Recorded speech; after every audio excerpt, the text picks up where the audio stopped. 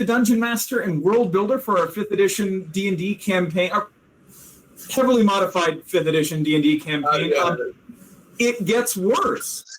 With us tonight are Grace playing Vera, the halfling grandmother retired crime boss. Jenny playing Talia, the half-elf wizard cleric. Nick playing Guth, the Goliath barbarian multiclass druid. Unfortunately, Mary couldn't make it, but she plays Liliana, the body-hopping 1,000-year-old amnesiac sorcerer. And Beth had to duck out last minute because of technical issues, but she would be playing Shoji, the half-elf, definitely not a necromancer. We are so delighted that you're with us here tonight. We're going to jump in, but not to where we last left our heroes. We're going to jump into just a little bit before that. To when the party first clambered down into the black tunnel that had just opened up beneath the Legion camp. Where a battle was underway, Gert and 2 legionnaires were fighting against several ghouls. You could see Destin, the cleric of Sorana V. You could see a tall, less bestial ghoul dressed in finery, wearing a crown, simply, idly chatting as this battle raged in front of them. Destin gets angry once he sees you guys, flips out, is about to obliterate you. When the ghoul, whom Destin addressed as Emperor Vod, prevented him from doing so. Vod prevents Destin from obliterating the party by flirting with Guth. Gestures him out of the room, at which point, Vera, you and the whole party are hunkered down in the dark. Having just crashed down here, you're preparing to rush out and help Gert as the Emperor walks out into the darkness. Guth, you saw Vod, after Destin left, turn, look at the party, wink, and then leave.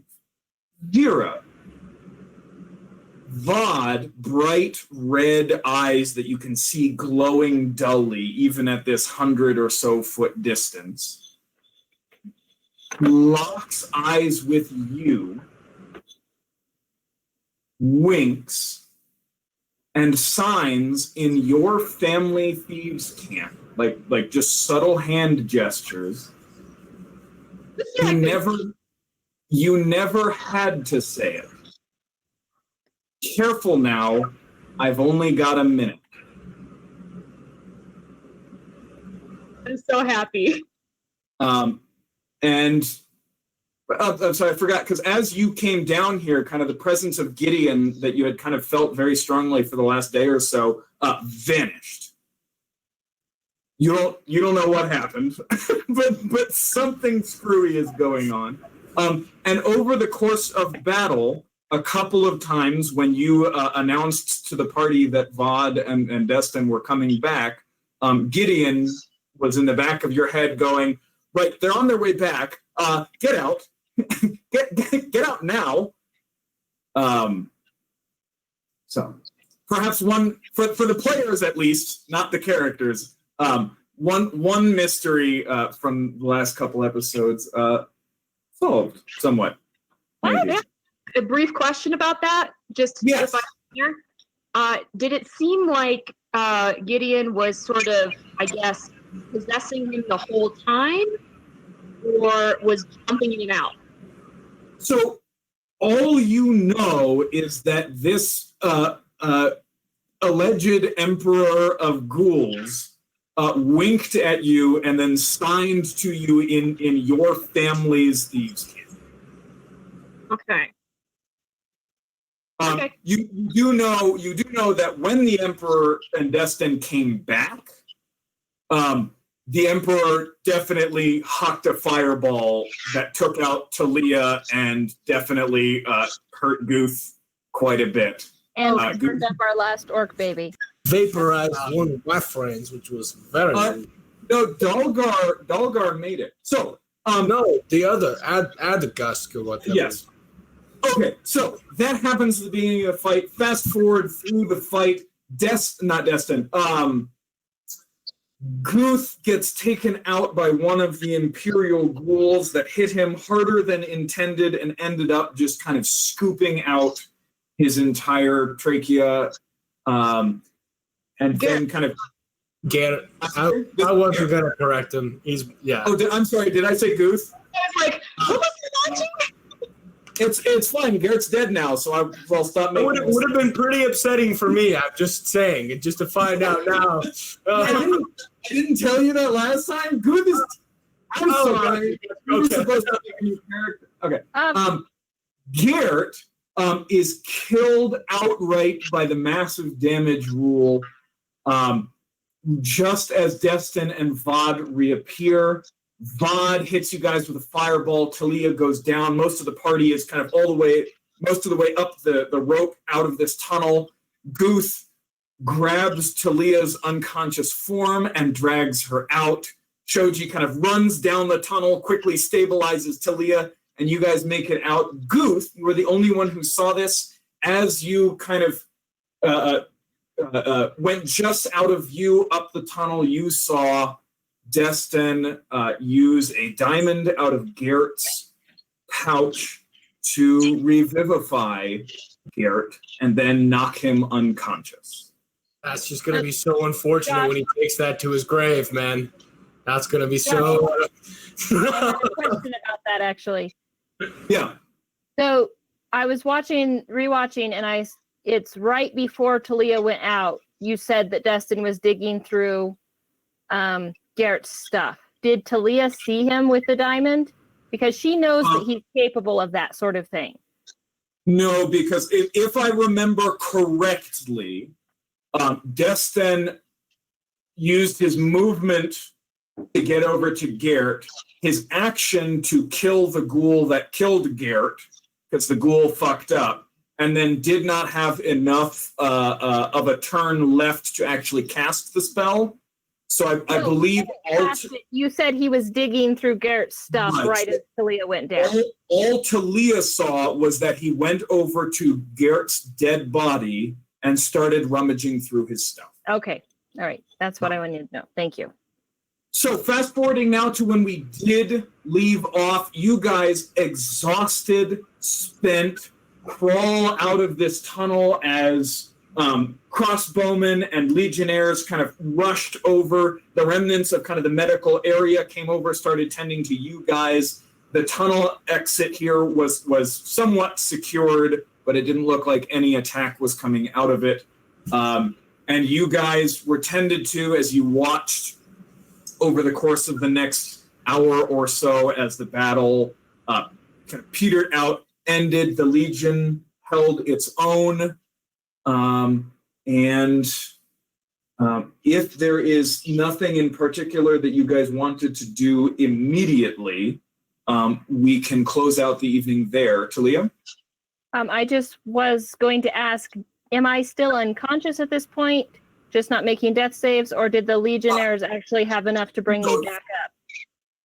There are enough people around that, yeah, somebody can get you back to 1 hit point. Okay. You guys, if there is anything you want to do, you guys can take a short rest, kind of as you kind of watch this battle peter out, or we can just move on to the next morning. Well, I do have 1 3rd level spell slot left. Okay. So with that, I would like to know, Guth, how bad do you look? I'm fine. Could be better. I'm at 12 hit points. I will spend that last 3rd level slot that I was saving for Garrett on Guth. Oh, you don't need to. You realize that you are by far the most hurt. Actually, Shoji's got 6 left. Vera's got 9 left. Liliana is untouched. Is that Yeah, accurate? Not even didn't get touched one time. Not even No. crazy.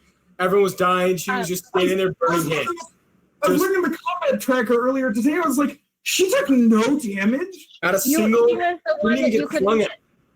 at. Go ahead, Talia. And Josh, just to clarify, were you following what I was doing last combat at all? You're gonna have to be more specific. Talia only healed herself once. She spent all of her healing on everybody else. Yeah. So yeah, this is totally in character. So there you go. I see. As far as character goes, gotcha. I was like, I mean, yeah, you you were healing people. So who are you healing now? Goof, because he Goof, dragged me okay. out of there. Goof, you're exactly at full.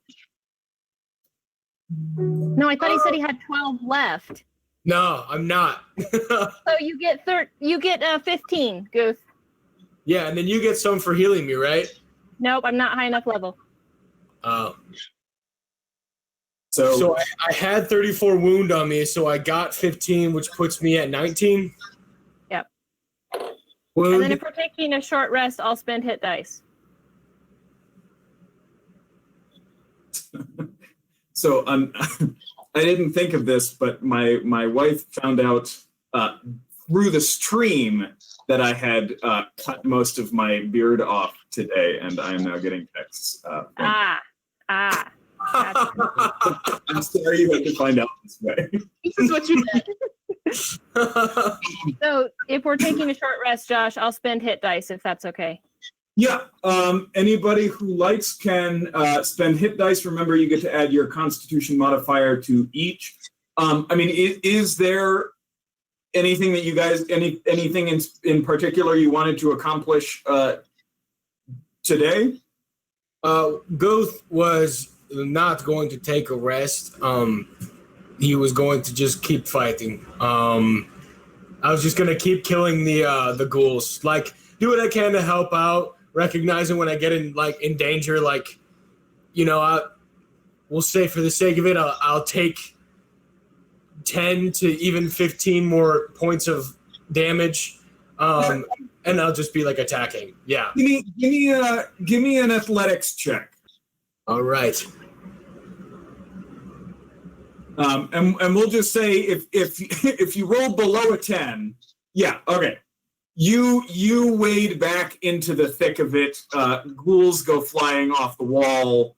You plug holes in the line until I want the it to battle. be as you know, it shows the pan of the ghouls, and like some of the Freemans are starting to break, and there's a little bit of a break.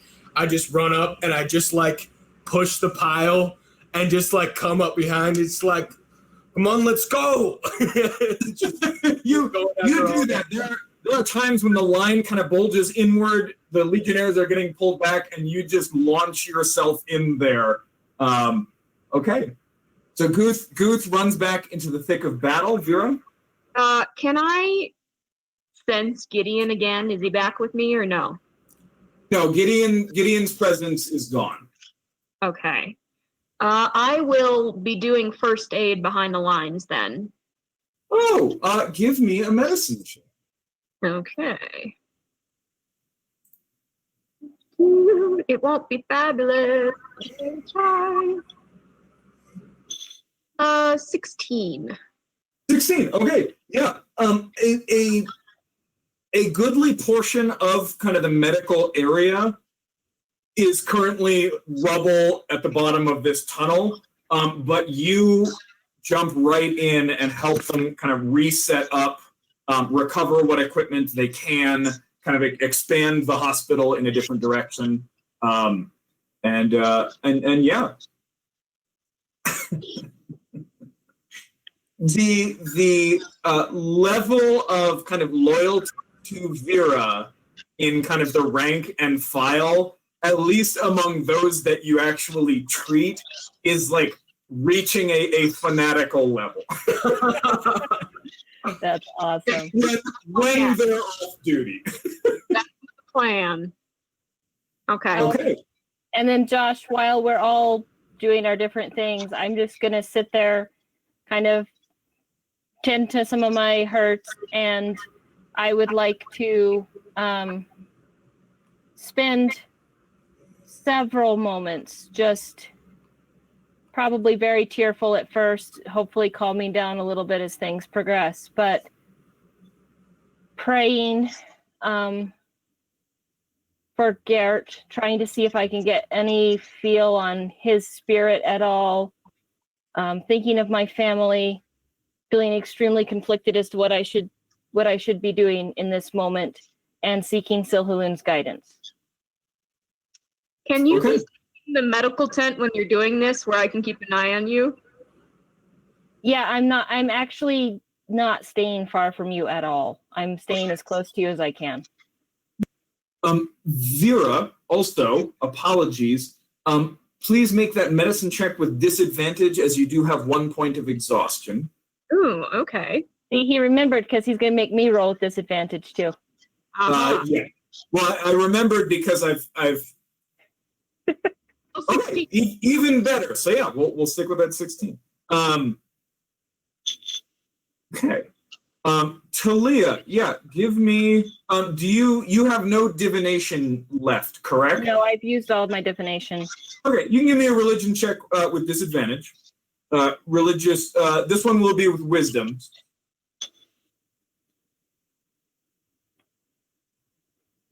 Oh, that's so sad. That was a natural 20 it had to drop. Okay. 10? You concentrate. It's been a rough day. There have been a lot of emotions. That was a few moments of just constant terror and adrenaline. Well, I thought we were going to get him out for a minute. And you take the time. You guys were so close. You take that time. You guys take that time, and it's all you're able really to do is kind of get the adrenaline to fade. Okay. Shoji and Liliana are both. They've each got one slot left, so they kind of totter up to the line at various points, burning hands, destruction, and then they kind of come back and just drop. I see Liliana throw the fire and just double over, just like pick up the jawbone of a ghoul and start fighting with that. Like just start screaming and just chanting I'm chanting an orc, just like because I literally see the spirits fighting with me. And a large number of the soldiers join your chant. They maintain discipline. They're still in their lines, shields locked. And their accents are very strange to you, but the cadence and the rhythm are identical. Clearly from different echoes, but it's the same chant. Well, that's awesome. That's yeah, all about that. Yeah. I mean, you the players know this from the last campaign. A large percentage of Vremens are of orc descent. It's primarily human and half orc. So yeah. Okay. Good. Dalgar.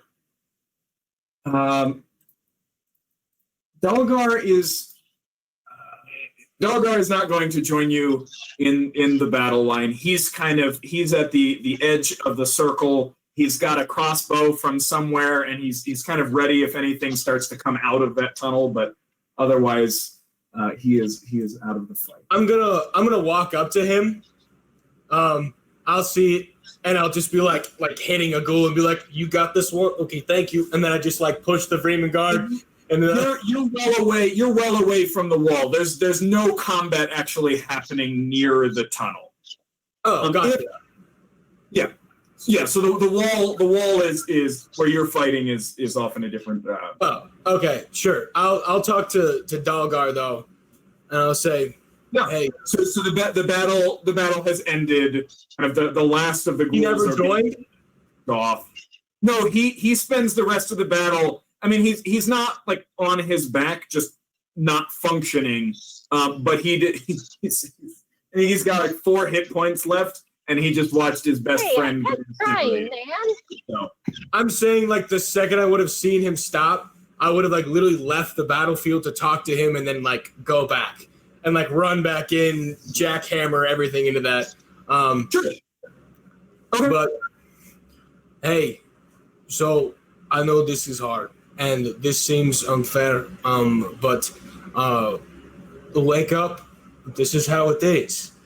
This is how the spirits are. Your friend was given the most honorable burial he could be given. He was burnt. Burning is for the strong and useful, and he was burnt. He died doing something good. We are the last ones out.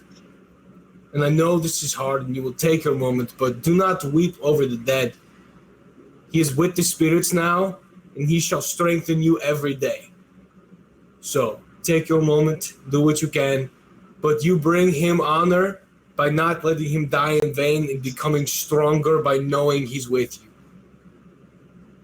Give me a persuasion check with advantage. Aha! Is there any way I would use some different form of modifier? Intimidate him into joining. Unfortunately, no.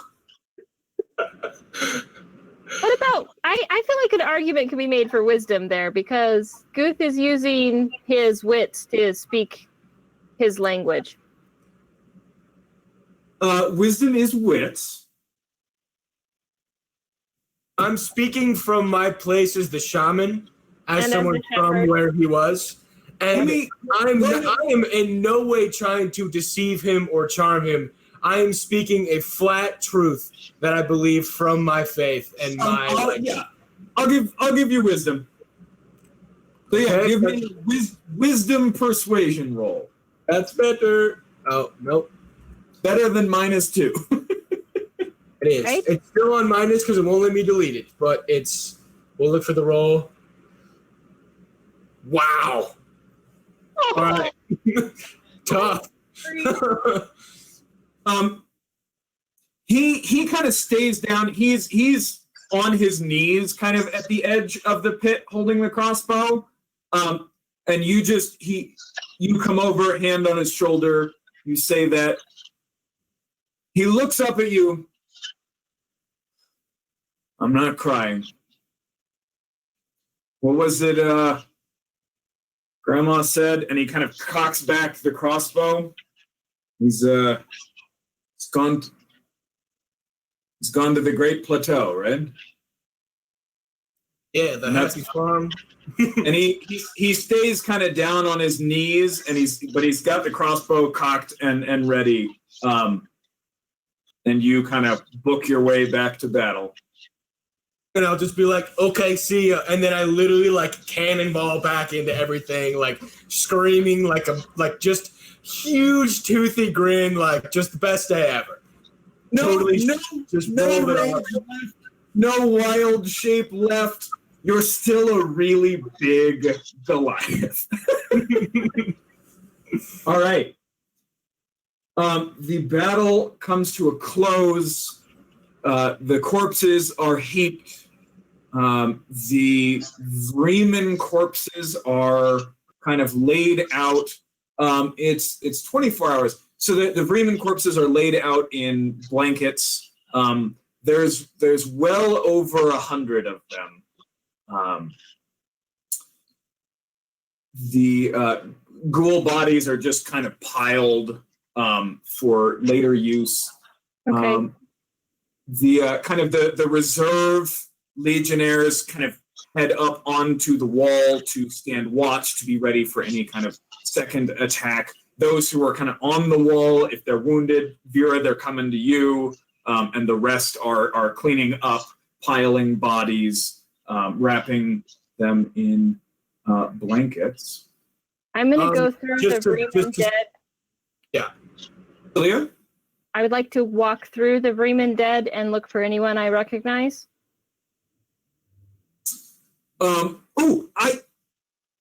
I actually rolled for every Vreeman that you guys know in the camp. Including our friend from the chattel camp? Kilara? Oh. Yeah. Well, I think it was I'm sorry. I have to redo the math now. I did not roll for her. Forgot about her. So we lost this many. I didn't forget about her. Full complement. Region. There it is. Okay. Divided by. Okay. So.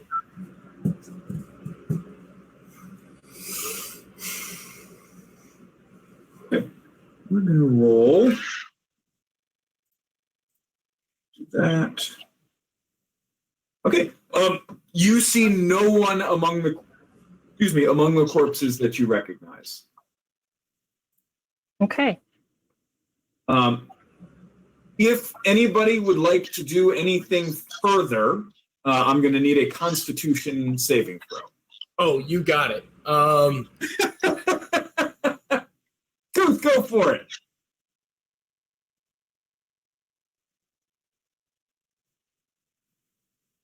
Gotcha. Yeah, I'm perilously close to dying from exhaustion, so no. That's yeah. Vera, you are busy kind of for the rest of your evening working in the medical tent. Actually, can I, seeing Talia being nearly dead of exhaustion, can I go tuck her in and then go back to work? Yeah, you take a moment to kind of pause, grab a blanket, just kind of wrap it around her. She's kind of asleep underneath one of the medical tables. Guth, you succeeded on the first one, so what else did you want to do? I guess one point of order, we didn't talk about it. With this race and background and culture, did I get that advantage on those saving throws? From the cold? No. So because I have a merit, they must run for 24 hours for all of our listeners, rich cultural lore dump. The Orc Echoes, all the tribes and all the whelps, which are the youngest of them, need to be able to run with the herd. They need to be able to run with the Echo, and therefore they run marathons every day. And they must be able to run continuously. So therefore, I'm not sure. I think Josh and I talked about it, but I would have advantage on rather than the cold stuff. There's a lot of things that got taken out of the normal Goliath, but I would have advantage on exhaustion stuff because of just the need to continuously move regardless of how tired you are. So we can talk about it later since I already passed it. All I want to do is I want to, make sure that the ghouls are not being burned. They will not be burned. I don't care who's trying to burn them. I'll stop them from burning the ghouls. I'll go break them up if I need to be, if there needs to be something like that. And then I want to, for sake of brevity, nobody tonight is trying to burn them. As far as you can tell, they're just being piled. Sure. And then I will do the rite of return for the honorable dead. And I'll do that in Orc so everyone else can hear it, and I want to mark them with Thayard for strength and courage. But yeah, I'll do that. So you all see Guth, well, if you're awake or around for it. Those around would see Guth walk up solemnly. He's wearing his shaman accoutrements, and he will walk up solemnly. This grin, any form of grin is gone. Any form of smile or anything. His neck is glowing, and as he approaches the dead, he's going to kneel down, take a moment. He's going to feel the atmosphere and feel the blood in the air, and then he's going to just press his hands, slowly sink his fingers down to his knuckles, down to his hands, his wrists, and sink it all the way into the dirt. And then he's going to cast Mold Earth and draw a picture of those around and just narrate to anyone around him what he remembers seeing of the fight, of how this night transpired, this night of the red moon. And he will honor those and speak boldly and speak with joy of the way that these men fought and died. And then he will start chanting in Orcish. His neck will glow. And he starts giving them a rite of return, which is the honorable slain will return back into the cycle. Then he will light his hands, and I don't know if anyone stops him, but he will burn the bodies of the honorable dead. As you kind of go, as you get to kind of the first one, you perform the rite of return. As you kind of light your hands and start to try and incinerate the body,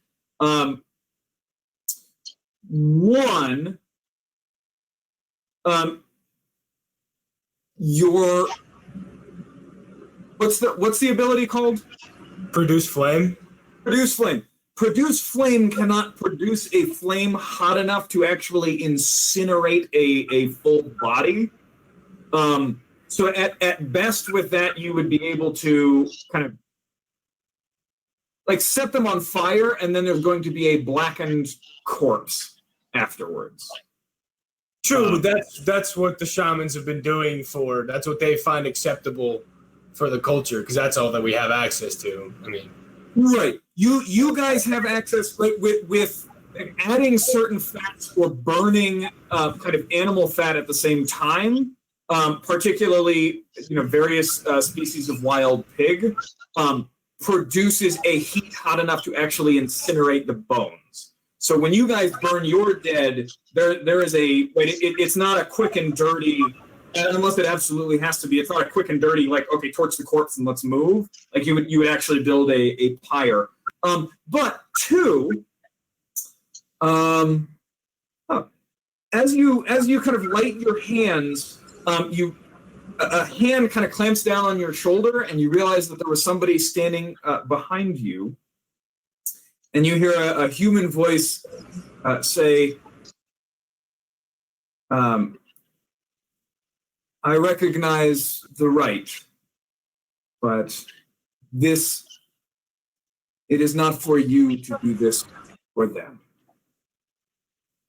And you kind of turn and look, and dressed in, kind of Legion issue black robes that run kind of all the way down to his ankles, is an old human male, kind of grizzled white beard, which is very out of place. You have seen none of the soldiers here have facial hair.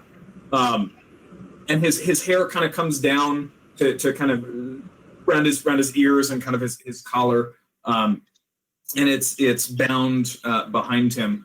And he's just looking at you, and he kind of nods with respect, and you see him kind of going down the line behind you, performing some sort of rite, but it is in a language that you do not speak. I'll look at him, and I'll take whatever kind of items that I had taken to remember of these men that would have been like compiled and given back to everyone. And I'll take the first one, obviously. I just I just have like a dagger. And I take it, I say, well, I know that we sing a different song, but hopefully they harmonize. And I take my dagger and I just put it in his hand.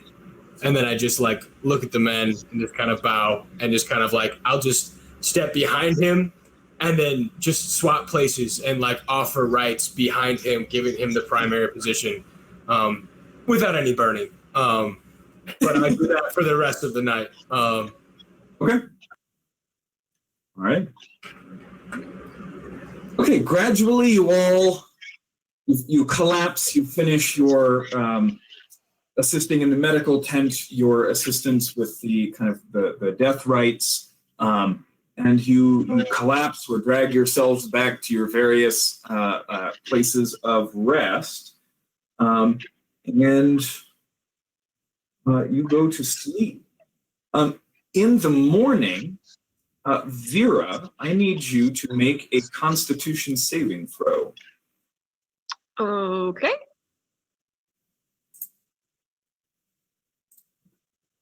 13? 13. Let me double check this, make sure I get it right.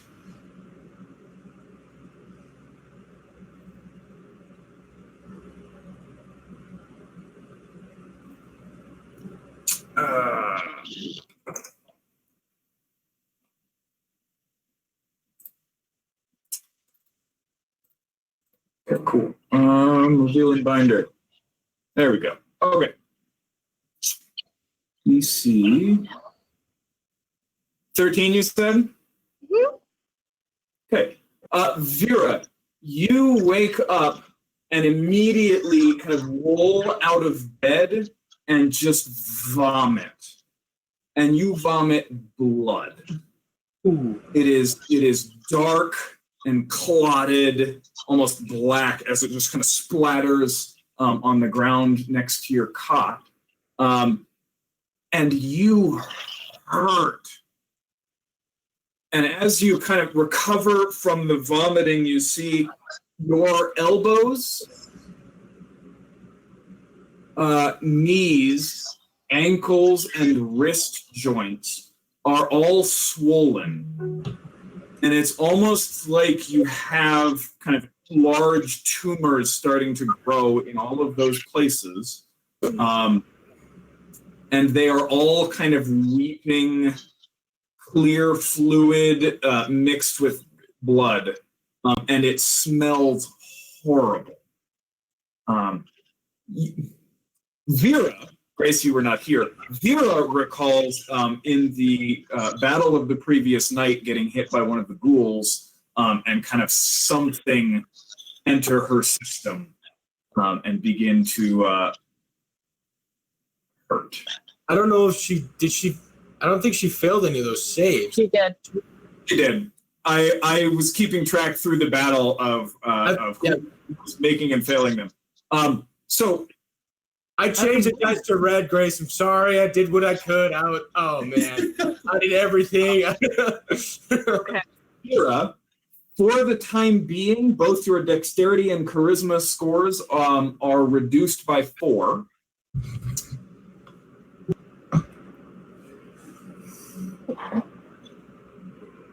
Yeah. You have contracted something from the ghouls. Did we level up from that fight? Yeah, as soon as you guys have kind of a week, you guys can get that 6th level. Okay.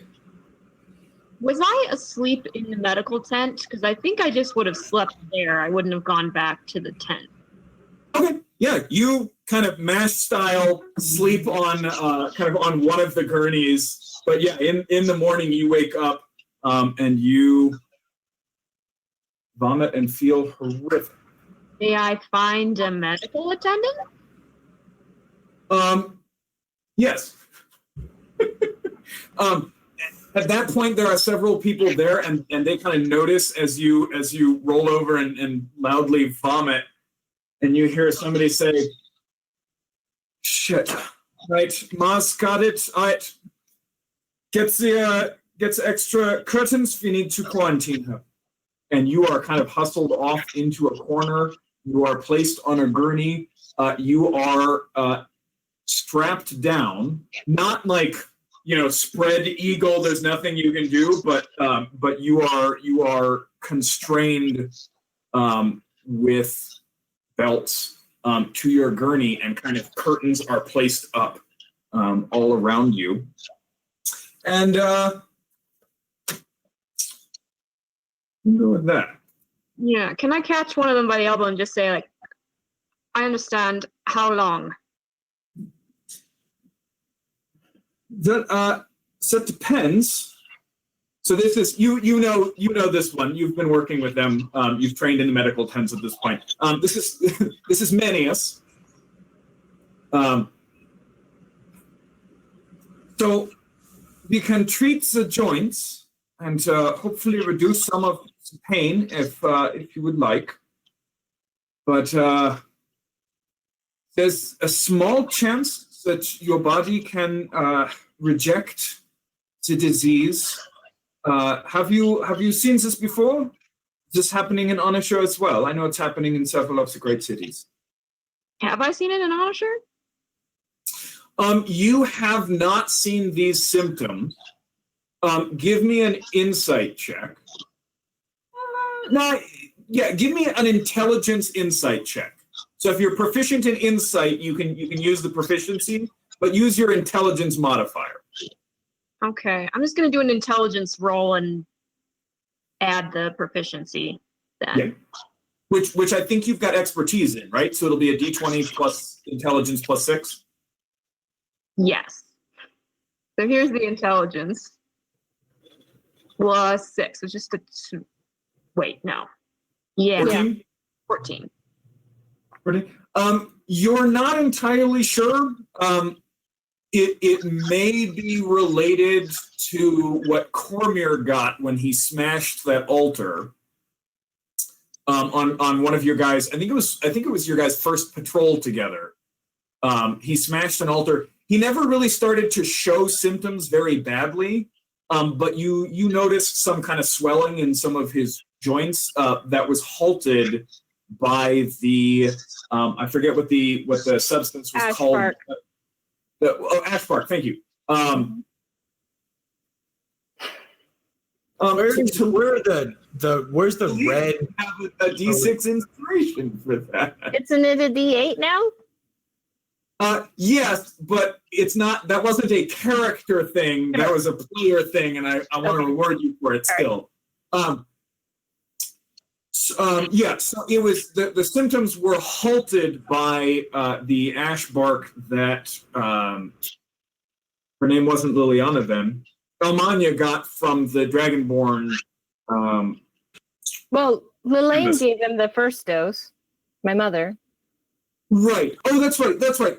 Your mother had that. That was kind of her last one, and then Elmania got more from the embassy. And then, did Sam Volhain ever acquire any for you? I think at that point you gave us the cure. Oh, that's right. That's right. He actually cured it. Okay. Yeah, we had to work for it. Well, they did. But I appreciate the we, Nick. That's awesome. It's a family thing. It's a communal. So you don't know for sure, but you suspect it might be related. How long is the quarantine, Levy? I don't think this is contagious unless I bite someone. So usually we have been having the priester assist, and this early he could cure it, but I understand that he has been killed, and we'll have to wait for his replacement, who should arrive with the resupply the day after tomorrow. If your body is strong enough, you may be able to maintain this stage of the disease, and when the new priester arrives, they should be able to cure it. If the disease progresses, it will get worse, and the priester can help but cannot cure it outright, and ultimately it will be up to your constitution. Very well, thank you. However, the contagion thing, I'm still wondering about. I'm sorry, the what thing? You faded out a little. Contagion. Oh, got it. It is, as far as we can tell, it is spread by the bite and claws of most ghouls, but also it can be spread by your blood. Well, you bandage me up a bit. I promise not to bleed on anything. I promise I'm a very careful person. But Unfortunately, and she points at kind of the swellings on your wrists and ankles and knees, unfortunately, there's not much you can do to not bleed. And you can see, right, all of those kind of swelling points are oozing kind of clear fluid and blood. So we can drain those somewhat and relieve some of the pain.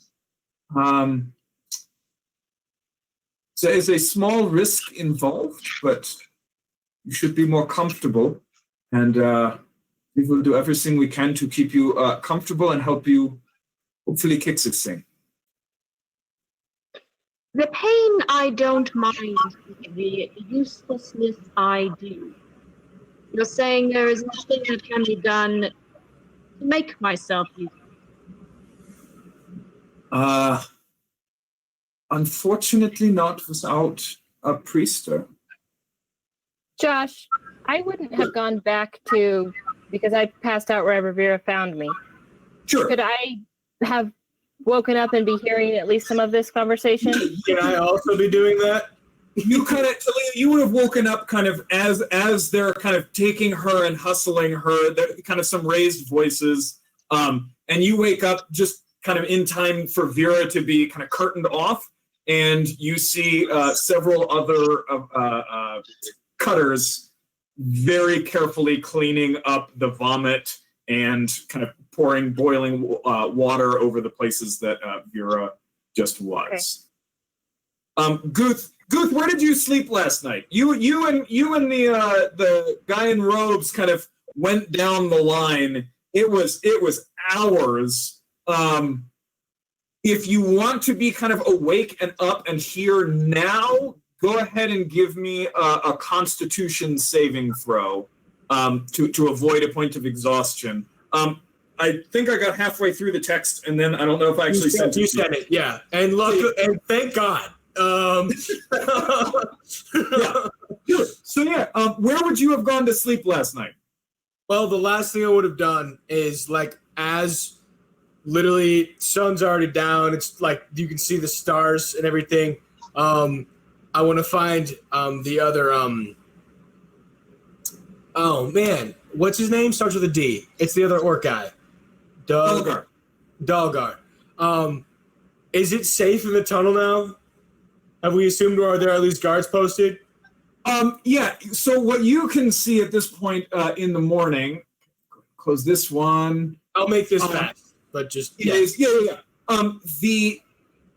is a small outpost kind of down in the tunnel. They are in the process of setting up some small fortifications within sight of the top of the tunnel. They are also constructing fortifications kind of around the tunnel entrance itself. They don't have it up at this point, but they've also got several cranes in construction, and it looks like so they can basically attach a rope to the people who are down at the bottom, and if need be, get them out of there really fast. So they've got kind of like a lookout outpost at the bottom, but they are preparing genuine fortifications around the rim. You can see that they are on the hole near the wall. They are actually just kind of taking down the edges of the wall on the hole and then just creating a curve. Kind of the wall now starts to curve into the camp around that hole. So yeah, I'm sorry. Short answer, yes. There are some people down in the hole. And we'll say at this point that the bodies, no, actually, the only body that they pull out is the kind of burnt, blasted corpse of Atticus. What's his name? I can't remember off the top of my head either. It's an A word and it ends with Adus. Adus. I said Atticus. I was so close. You would have been right if he was Freeman. Yeah. Okay. So yeah, I'll like wake up Dalgar wherever he is. He is there at the tunnel, kind of as they are pulling out Adus's body. What about the legionaries? There are a couple in there. You are not there. Right. No, I just was curious. Sure. Well, yeah, I don't care about the legionaries. Guth with Dalgar like walks up and takes the corpse from the legionaries. And then I just say to Dalgar in Orc, which is realizing later that they probably still understand, I said, he will not be buried within these walls of the flimsy wall huggers. We will give him a proper burial. And then we'll take him. We'll go outside the gate towards the wilds, not towards the city. He's not an idiot, if there is one. I mean, there is. This plateau is within the city, so there is city in between the camp and the outer walls.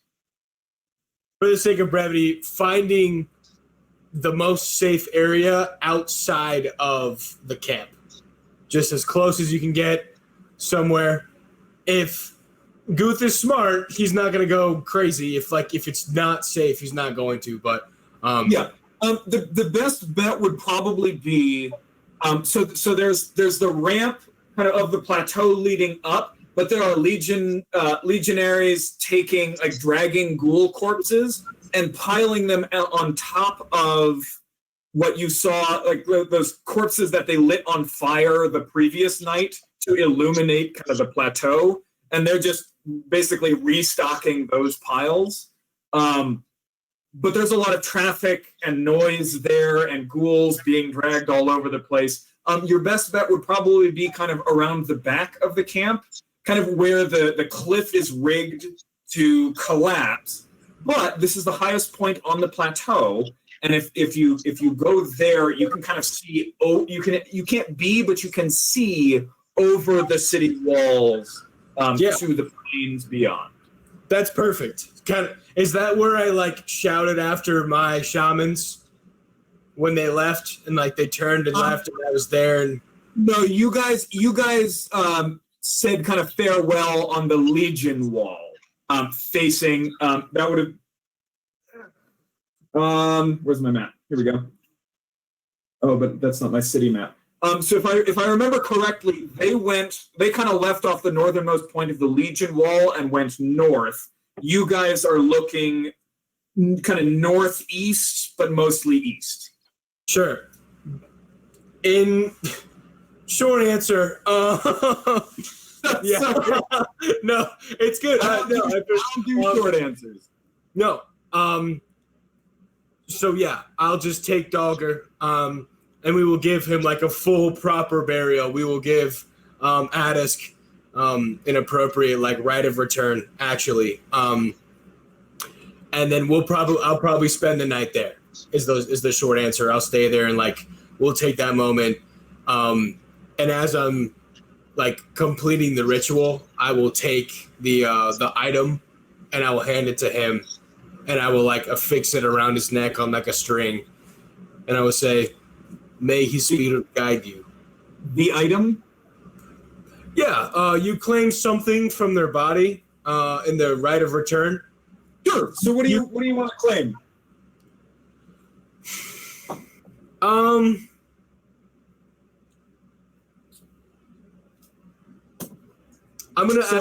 just gonna ask Adisk, what made him special to you as a brother?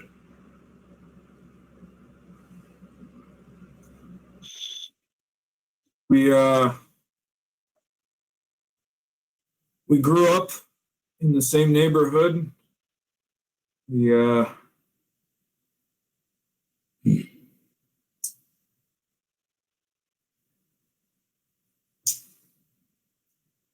We both loved the same woman, and she chose. That never goes well, I'll tell you that for sure. Well, you wouldn't think, but she chose him, and it didn't change anything. So he kind of explains that whole crew on the ship was basically an alliance of people, all of whom had spouses and children. They were the only ones willing to kind of get on this ship and risk the passage across the sea to see if they could get supplies from Westashire, because everybody in Onashire is starving to death. Dalgar himself was not married, but his kind of connection to Adusk and Adusk's family was strong enough that kind of he was accepted here. So he kind of bends down and takes Dalgar's kind of this little cloth with, not amazing, but kind of decently embroidered cloth that looks like some kind of like wedding band that you would wrap around. Awesome. That's exactly what I was thinking. Yeah. And so, he kind of pulls that off of, well, not off, but out of kind of Adusk's, actually, he was basically incinerated. So there's almost nothing left. It's like this little scrap of one of those that he manages to recover. And he kind of tucks it away. I will, I'll take this back to Adelma. Okay. As you take this, I mark you with Oweru for his cleverness and stealing your woman. But but know that being marked with Oweru, his spirit will find you and know you. May you be led back into the cycle, and may your spirits meet again and grow stronger together. And I'll just put my hand like on over where I'll at the hand that he has that's holding the kerchief, I'll kind of like take it and place it over his heart, and then I'll use produce flame and make a slight burn on his chest and just give him just like a little bit of a reminder. A scar, but nothing crazy. Give me just a quick wisdom religion. Okay, that's just going to be +3 because there's just no way that. Talia, in answer to your question, you are. Damn. You still have 1 level of exhaustion. Okay. I really just can't roll these important ones for crap. Welcome to the club. Okay. You do that. Give me a quick D4 roll.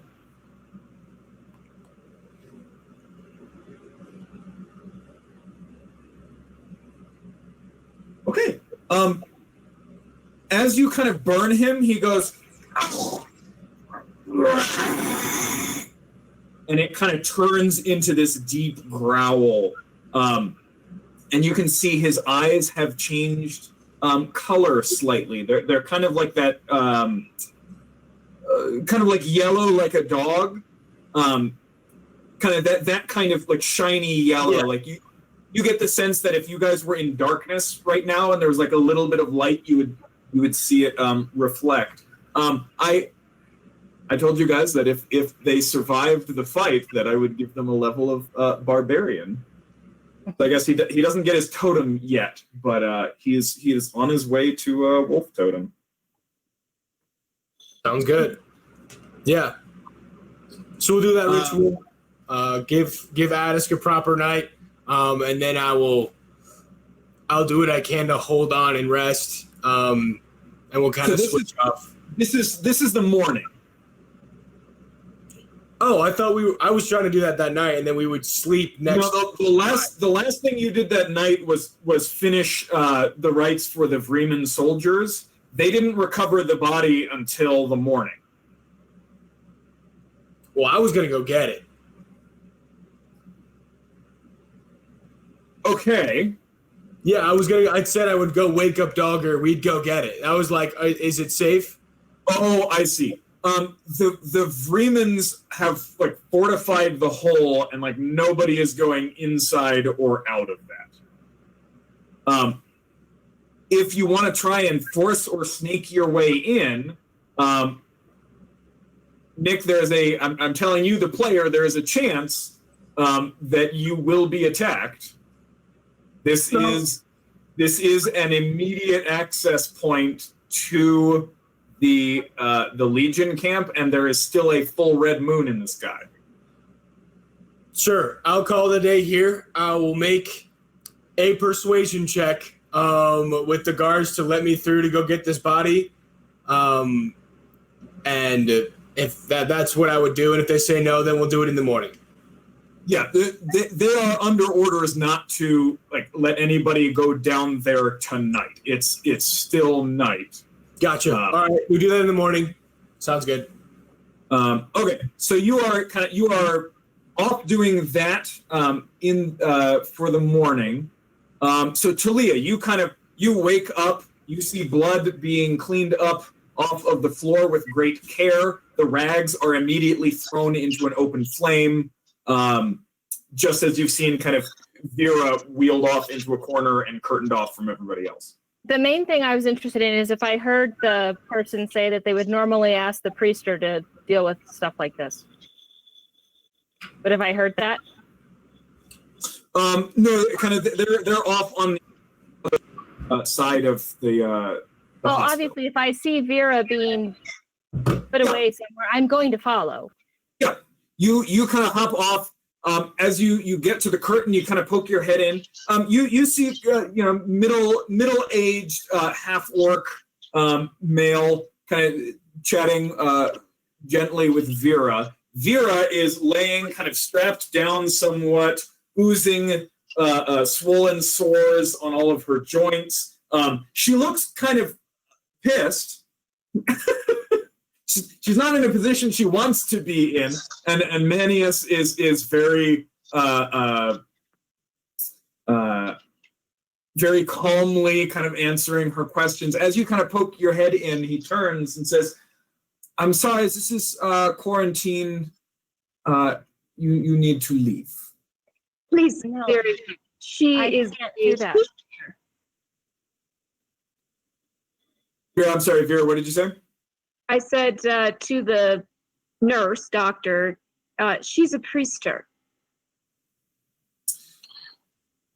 She's not actually a priester. He is a refugee from the city of Anisher, and I'm sorry, but you need to leave this area. No, I have to speak with her. It's a matter of life and death, and I may be able to help. Perhaps. Please. You are the one who has been spending time this. Okay. You have healing abilities? Yes, to a certain extent. Perhaps more if my lady smiles upon me. You can cure. May I try? Yes, if you can cure. All right. Yes, go for it. Okay, this is super ominous because there's a big thunderstorm here, so I am close to the rolling thunder. Are you back in the Springs? I'm in Breckenridge, and there's a mountain storm going on. So if you're casting the spell, and there's just a boom of thunder. Yeah. But yeah, Talia, what do you want to try? Well, obviously, first I will burn a 3rd level cure wounds. Okay. Go I don't ahead. think that's what I needed, but I will try it. What's that? 3d8? Yeah. Okay. Go ahead and roll 3d8. And then that would be plus 3rd level would be 6. That would be plus 7 with the 7? Disciple of Life and my wisdom. Okay. So 19. Okay. You cast the spell. It has no effect. Okay. And in fact, as you release the energy, you can feel kind of the divinity in the magic recoils as it encounters Vera. It most of it goes into her, right? It's not like the spell didn't act on her, right? It didn't fail. It wasn't rebuffed, but portions of it as they come in contact with her, kind of dissipate. And it's right. None of this is visual. It's all kind of through your kind of your sense of this magic. But there is something extremely wrong, and yeah, there is something extraordinarily particular about whatever is affecting Vera that is able to dissipate some of the magic that you use. Okay. Then the next thing I would like to try, which I don't have access to yet because I'm not a second level. I don't have second level cleric spells. But Garrett did use some form of restoration on me, and as a student of the arcane, I would do my very best to copy the words he used, kind of the hand gestures he used, and channel any connection at all that I could get with Silhaloon to attempt something like that. I don't know if that's possible. You do that, and you quickly realize that your knowledge and skill with the arcane is of no help whatsoever. This is a wildly different type and style of magic. Okay, I have one thing left to try. Okay. I'm going to ask the gentleman to leave, if he would be so kind. Give us a moment of privacy. I will promise not to do anything rash. All right. But do not come in contact with any of her blood or any of the excretions from her the swelling joints. Yeah? I will. Yeah, of course. All right. And he steps outside the curtain. Leah, dear, you're exhausted. You don't need to do this. Vera. I can sort this. Vera. I need you to listen. I'm listening. All right. I believe that the mother can help you. I am not certain if you believe or if you wish to believe, but I can bolster your will to succeed, your body's will to a certain extent, if you are willing to dedicate yourself at least to a certain point and try and trust in her and have faith in her. If that is something you are willing to do, I believe the sense I have from this is that it could help you.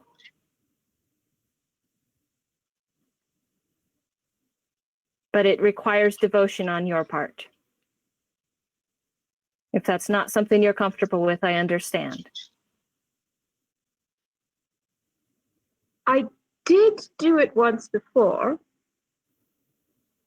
For you, on the battlefield, I asked a question and I was answered. I admit to some surprise, but I was answered. It's only because I rolled a 20. Right. And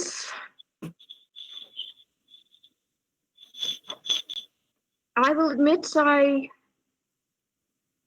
haven't spent my life with gods or in search of gods, but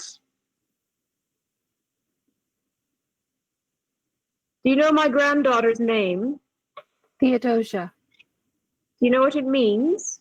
No. Gift of the gods. I assumed she was named for your daughter.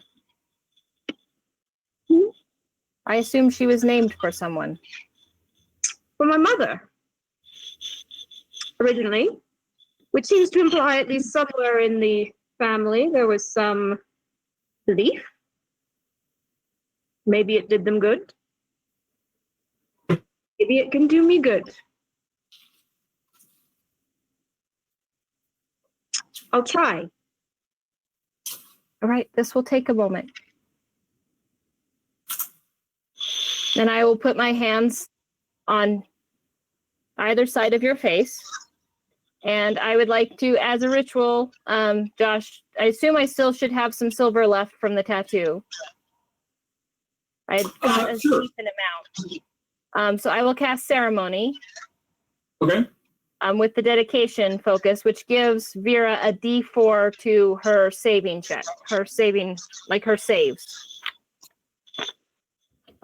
I don't have Xanthar's. Hang on.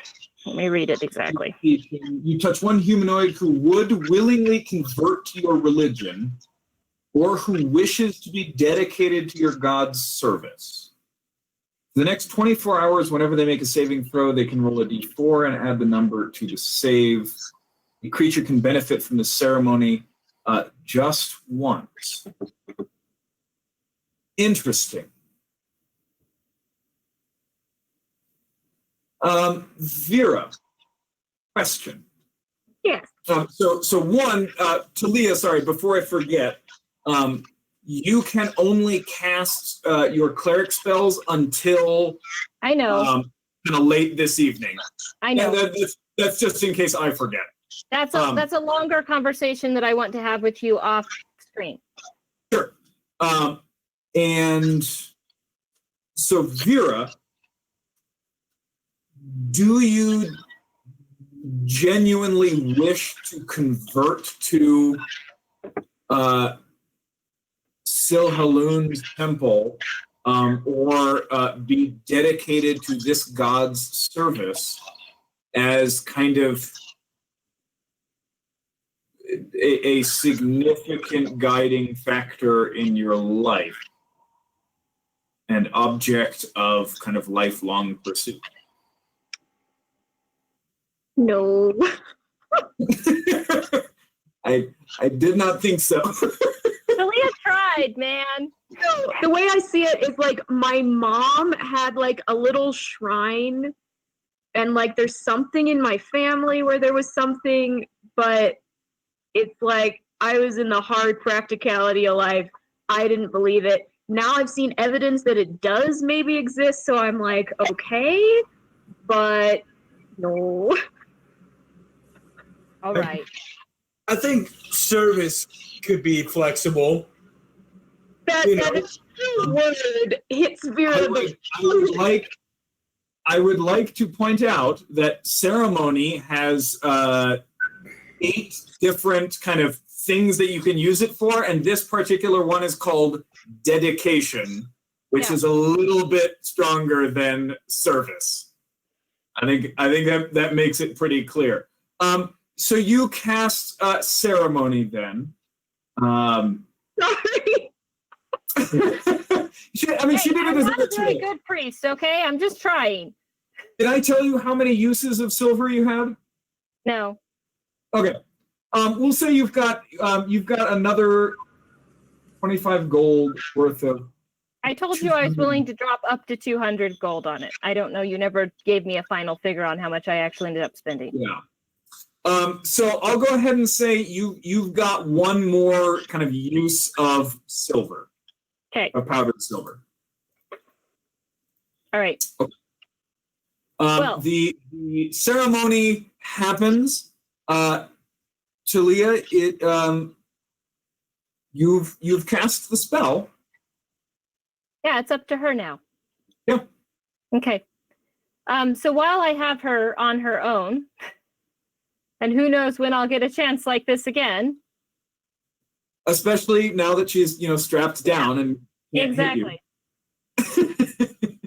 But she's not happy about. I would be fine with it if they didn't tie me up. Ma. And it's true, I haven't called you Ma for a very long time. I know. Ma. I'm at a point right now where I need to say some things. And I'm sorry to ask this of you, but I need you just to listen first.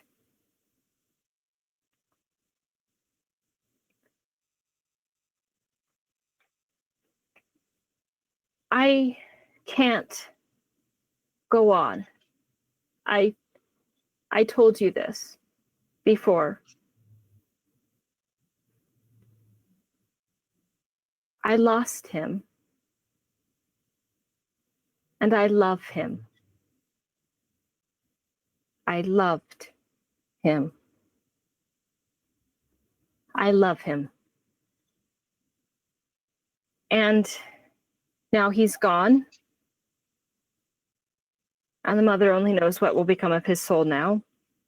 We know what Destin can do. We've seen it. But that is a battle I don't think I can fight right now. I want to go with you to the Empire, to the city. I want to see the library and the university. And I want to meet the matriarch and become a real member of this order. But I didn't tell you this the other evening. After we talked to the commandant and I walked you home, I sat down outside the hut to pray and to meditate, and I don't know how. It's hard for me to progress in either of my paths without a mentor.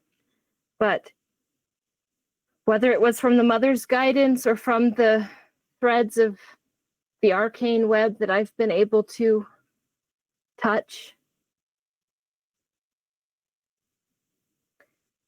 I felt a connection with Barrett. And he was terrified. And he was confused.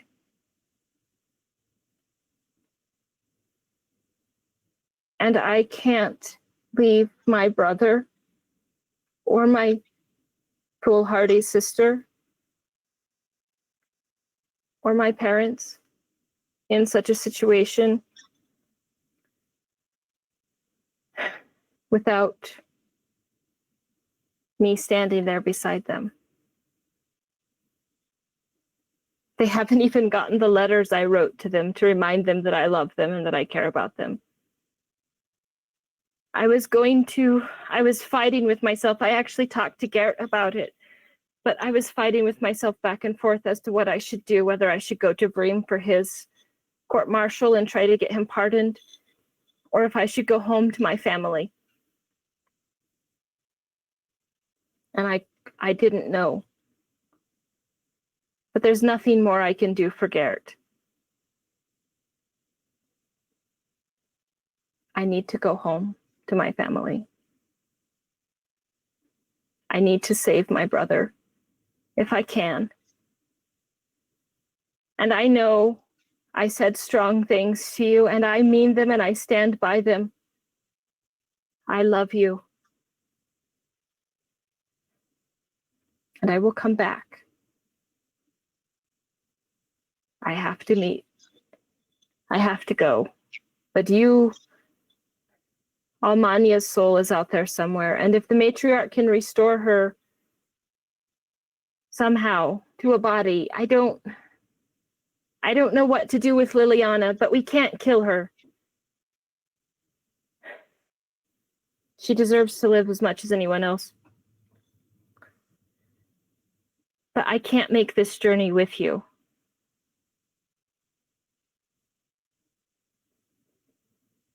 Talk me out of it. I don't want to leave. Everything I've ever wanted lies in that city. Every goal that I could ever achieve, Vera. It's there. But my brother, did you hear them? Did you hear them at the walls? Did you hear the chant that they sang? My brother is my strength. I haven't been able to escape that sound. Because it's true. I could be something. But my brother, what if he could be more? He is my responsibility, and I love him. And my father, and my dear sweet mother who never wanted this life for me anyway. So talk me out of it, Vera Mayweather.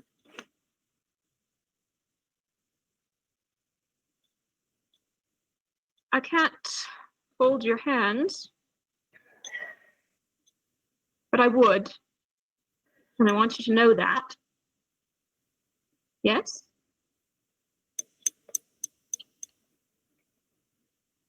What is important to you? What is more important? You can have 1,000 things of importance, but what is the most important? Is it your power? Is it to see the library? Is it to speak to the matriarch? Is it to avenge your love? Is it your family? Is it your brother? What is important? And I can't tell you the answer. I know the answer. I would give everything on this God's forsaken world to ensure that my family lived in peace. I thought it was different. I thought that the only thing that mattered to me was to excel and to attain my goals. But I think what I have learned traveling with this group, to see all of you so concerned with your own personal agendas and thoughts. Is that what you think of me? I don't know what to think of you, Vera. All I know is I love you. But I think outside of everything that you are, which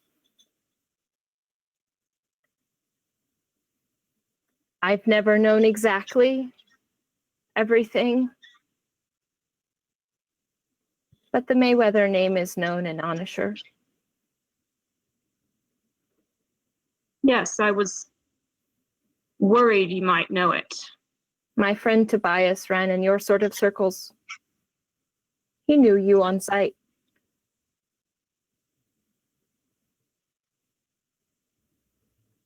But I think ultimately what separates me and what has to separate me, I've thought about this so much, what has to separate me from my master and from all of the wrongdoing that Cormier laid at my door. What separates me is that I do care about more than my own power. I don't think I've ever told you this, Vera, but when I spoke with Silhaloon, if you can call it that, Garrett did, she asked me what I wanted, much like you did. The only answer I could give was that I want to fix what is broken. And that is true. That is what I want with my whole soul. And she asked me again. And I said the same thing again. She kept asking me, Vera, like she wanted me to change my answer. And maybe she just couldn't remember. I don't know. And I used to think that the only way to fix what is broken is to do as my master taught me, and to seek out knowledge, and to grow my power. But maybe the way to stop things from being broken is to hold on to the pieces. And I think that's what I must do. I cannot let them take my brother or Bren Or my parents. They already took one of my brothers. Yes, I know.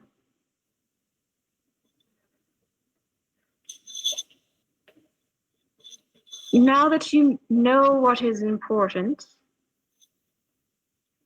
it's such a funny thing because the same thing is important to me. I see that. My world is maybe a little smaller than yours. You say you want to fix what is broken. Almania wanted to save the world. My world is just a little bit smaller. My sons, my grandchildren, you, because you're as good as that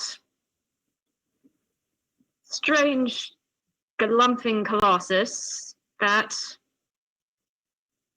psychopathic body hopping spirit, that undead necromancer. What? Forget I said that. But they're a little world. And it took me a while to realize. Manius, the Vreeman citizen standing just outside the curtain, has somehow failed to hear you mention a necromancer because he rolled a 3. Good. You have just lost a loved one, the man you love. Am I right? Yes. And I don't know if he knew that I loved him. I tried. I didn't think mine did either. I think I might have been wrong. But 6 years ago, I lost him. And I reacted the same way I always had when I lost someone or something. I was angry. But what was so awful about it was there was nothing to be angry at. He was an old man who died. What was there to be angry at? Time, age, life? I assumed someone killed him. He died in his bed. That's good. That's better. It was better for him. It was lovely for him, but to have nothing to be angry at. So I went to my little house and I said I was done. I put aside my life and I passed it on to those who deserved it, and I waited to die because I'm old, and any future that comes I don't get to see.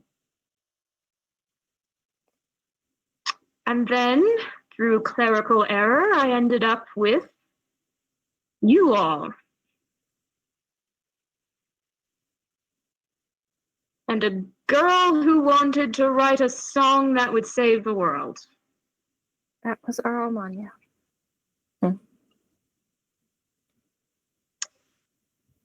And she didn't get to be a part of that future either, did she? Perhaps there's hope for her. It is. Manius kind of sticks his head through the curtain.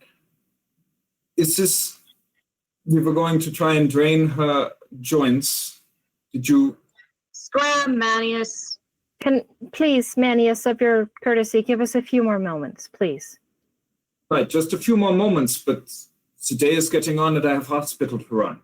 No, I understand, and I have to be in the commandant's office probably already. But yes. Manius ducks out. Good. That is why I left what was important to me.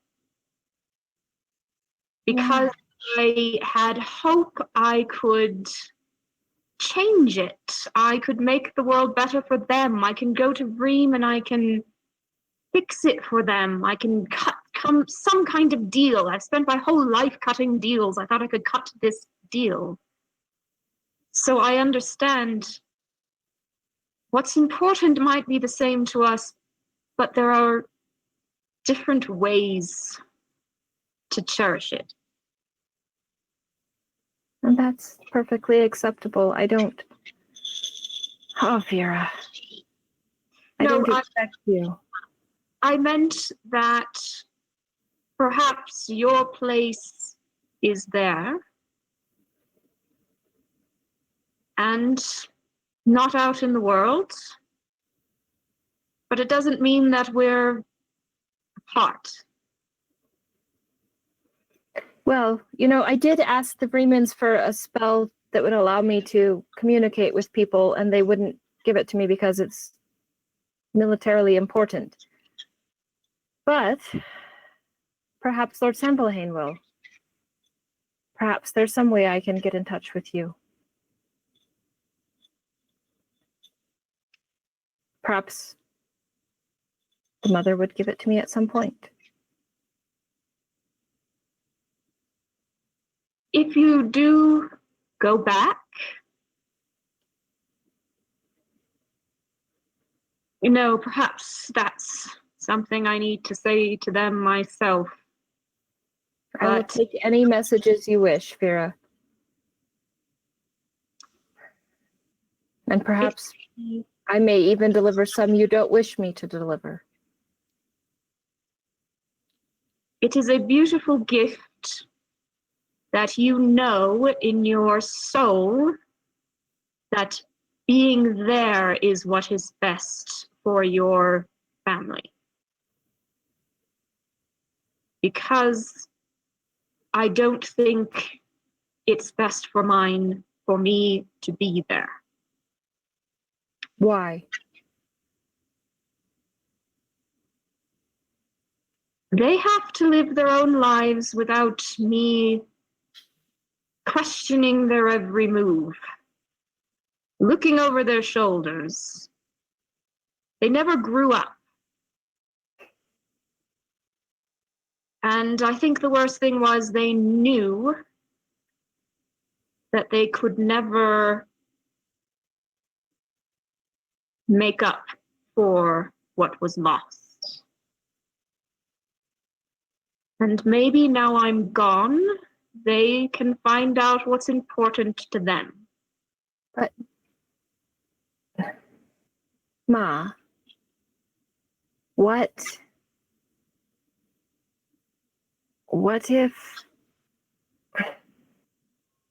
if they take the wrong path without guidance? What then? Then they will be men. Aren't there enough of those? They will be their own men. I see. Now, while we're bearing souls here, I didn't like to say things before, but I'm not an idiot. I haven't heard that one for a while. You took something because you are not the same woman that walked into Kingrave's tower. And we walked out of Kingrave's tower without some of the things that we took from Kingrave's tower. So fess up. At this point, the curtain is pulled aside and Manius... Right, so... Now, you do need to leave, and I'm going to do my job. So, please, get out of the way. And kind of pans of hot water and surgical equipment are kind of wheeled over to Vera's bed, and you're kind of pushed out of the way. Vera, were you going to say something? As Talia pushes, I'm just going to sort of yell where she can hear me.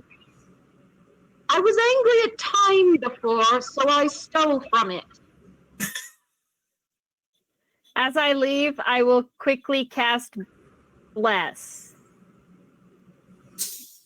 on Vera. Can I have made my way to this tent by now? Yeah, we'll turn to Guth in just a minute. Talia, on whom are you casting Bless? I think you get up to 3. Right, so Vera, And the surgeons. Manius, although it doesn't help with ability checks, so I'll kind of tap him on the shoulder as I go. And oh no, because they're both concentration. That sucks. I make Bless Vera, and if there are other people that look like they're on their deathbed as I'm walking out, I'll bless them too. Oh.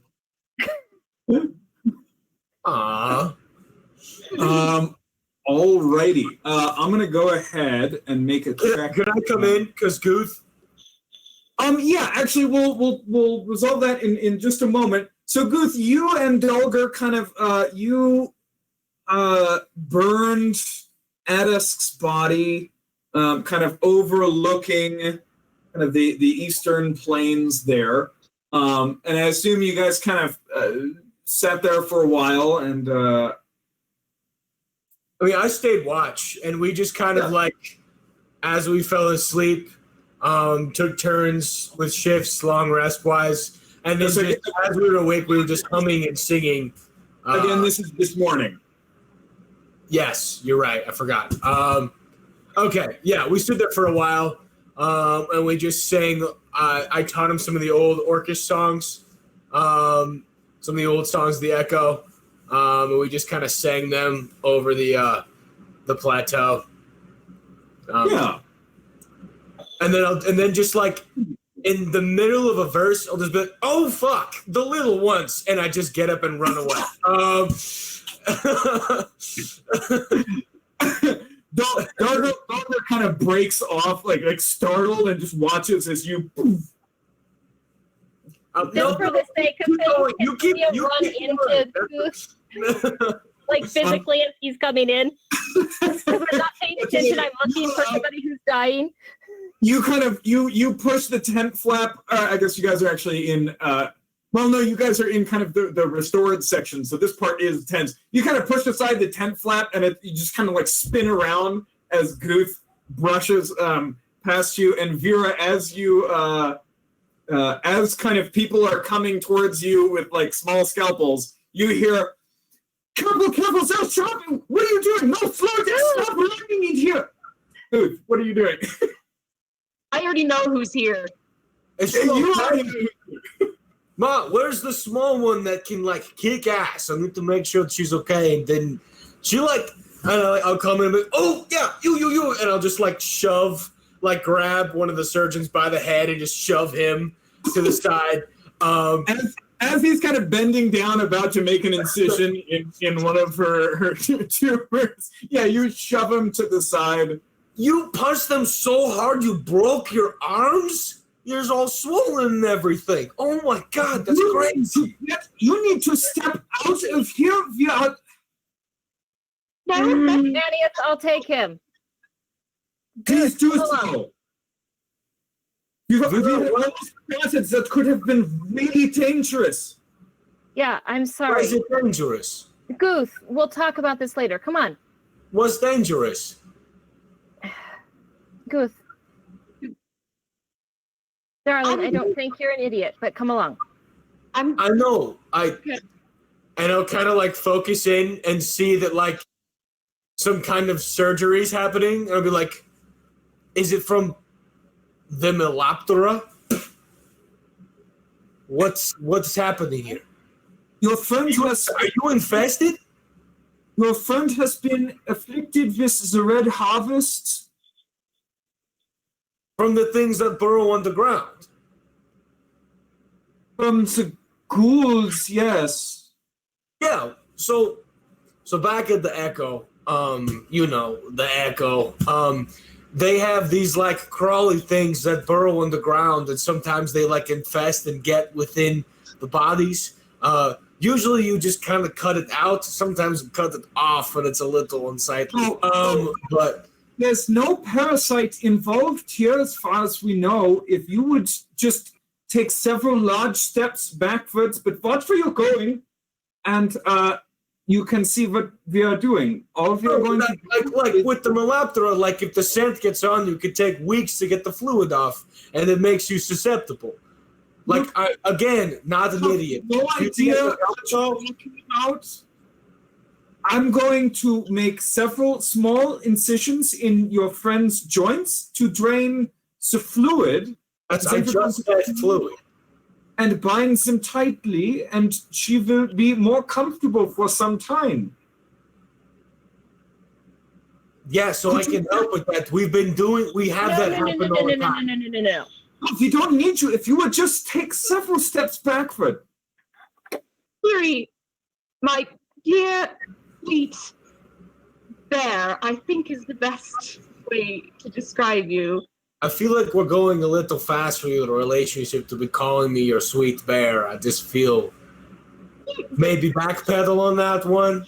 Children, what do you call children in the Echo? Little Gojas. My dear little Goja. Well, you're not from my culture. That's a little demeaning to say that. My dear, very large Goja. I'm fine. I will be fine. They are going to... I don't think it's a crawling thing. I think it's a disease. I may die, but that's beside the point. 2 steps back. I will be with you in a moment. But my dear fellow, how long is this going to take? I turn to Manius. To be clear, if you're going to die, it will not be for several days. Yes. Yeah. Manius, do you have ash bark? Because that's what my mother used. We do not have ash bark. She also could have used other things too. I would be very happy to continue to discuss this with you at some later time after the surgery is complete. Yes. But as you can see, and he kind of gestures around, there are many tables of Vreeman soldiers in various states of pain and disrepair. I have many other patients to get to. This is a very particular surgery and needs to be done very carefully. So if you could step back, we could do our job and get to our other soldiers, and we could talk about this later. I have a quick point of order. So the cure wounds did nothing. Like it didn't even slightly recede the swelling at all. Nothing. It did not affect the disease at all. But like the swelling and the pus and nothing was reduced. Had Vera had been missing hit points, it would have restored hit points. It does nothing to affect the disease. Okay. Are you stepping back? Because at this point there are 2 Legion cutters who like full on like hands on your chest, like trying to push you out of this I'm area. trying to help them by pulling on his arm. I'm just like standing here, like looking and talking to Vera as they're like moving my arms and stuff. Come on, Manius. Okay, just give me a second. Can I be treated like an adult, please? Can I please be treated like an adult? I want to have a conversation. I'll step out. Listen, I'm a shaman. I can help you with your other job. I would like you to treat me like a Legion cutter, like a doctor. And if you will do that by stepping back 4 feet, then I would be happy to answer your questions. Look at a moment. Manius, how long is this going to take? Well, we would be done by this point. Okay, 5 minutes. Okay, fine. I'll just go to the other and I'll just like roll my eyes and like in a very Irish goodbye, like not even leave the conversation, just like turn and walk away. I mean, you're still like in the area. You can still converse with Vera. You just can't be like at the table standing over. So I'm just gonna go over and I'm just gonna like help the other. Like, I have 3 spell slots, and I don't even think I have actually. Hold on. So all of the wounds that are currently being treated are like damaged and mangled or missing limbs. Low-level healing spells cannot really restore or reattach severed. Right, but they can keep people from bleeding to death. Sure, nobody is currently bleeding out. Like this is the next day. Everybody who was gonna bleed out has either saved them or kind of they've bled out. Sure, I'll do what I can to like, go over and help the other surgeons and other people with like, when they gotta kind of reset a femur. I'll do it a little roughly and then cure wounds. Like what needs to happen? Like they're like, this one's gonna hurt, and I just, without even saying this is gonna hurt, I'm just kind of talking like without even letting them know. I just like, and then just like cure wounds, help. Give me a medicine check. Hell yeah. Oh!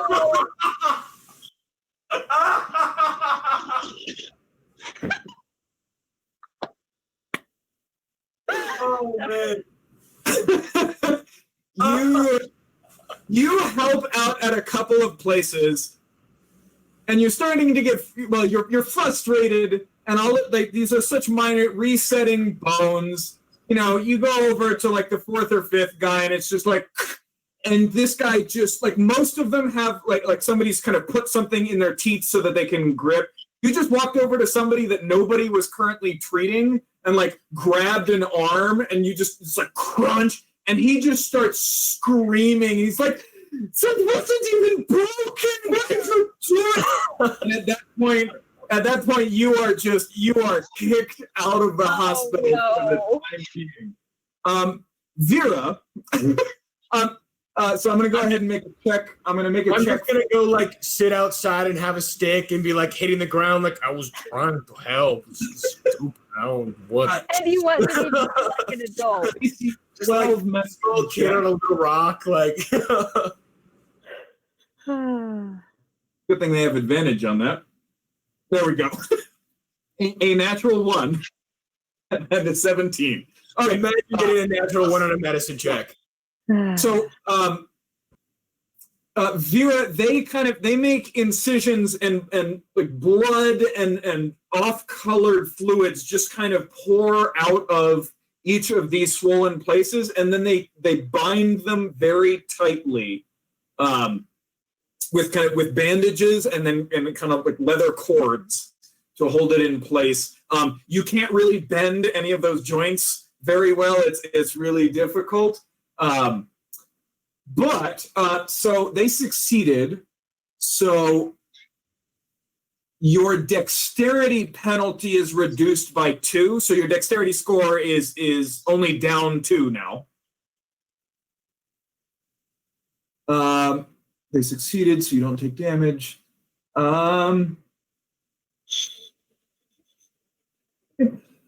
So hopefully we can get this fully treated once the new priester arrives, but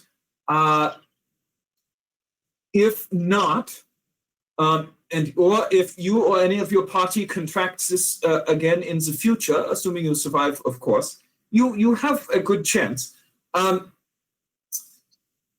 It is difficult to eliminate the mobility problem, but with some sweet-smelling oils or spices and regularly changing your bindings, the smell can be eliminated. So mechanically speaking, because we've never reached stage 2 of the Red Harvest disease in this campaign before. You don't have to look so excited about it, Josh. This is the first stage. I'm sorry. We've never actually even gotten to the first stage. Mechanically, what you can do is successful medicine check each day to kind of drain the swollen parts. reduces the dexterity penalty by 2. If you are regularly changing the wrappings throughout the day and you apply some kind of oil to mask the smell, you can completely eliminate the charisma penalty.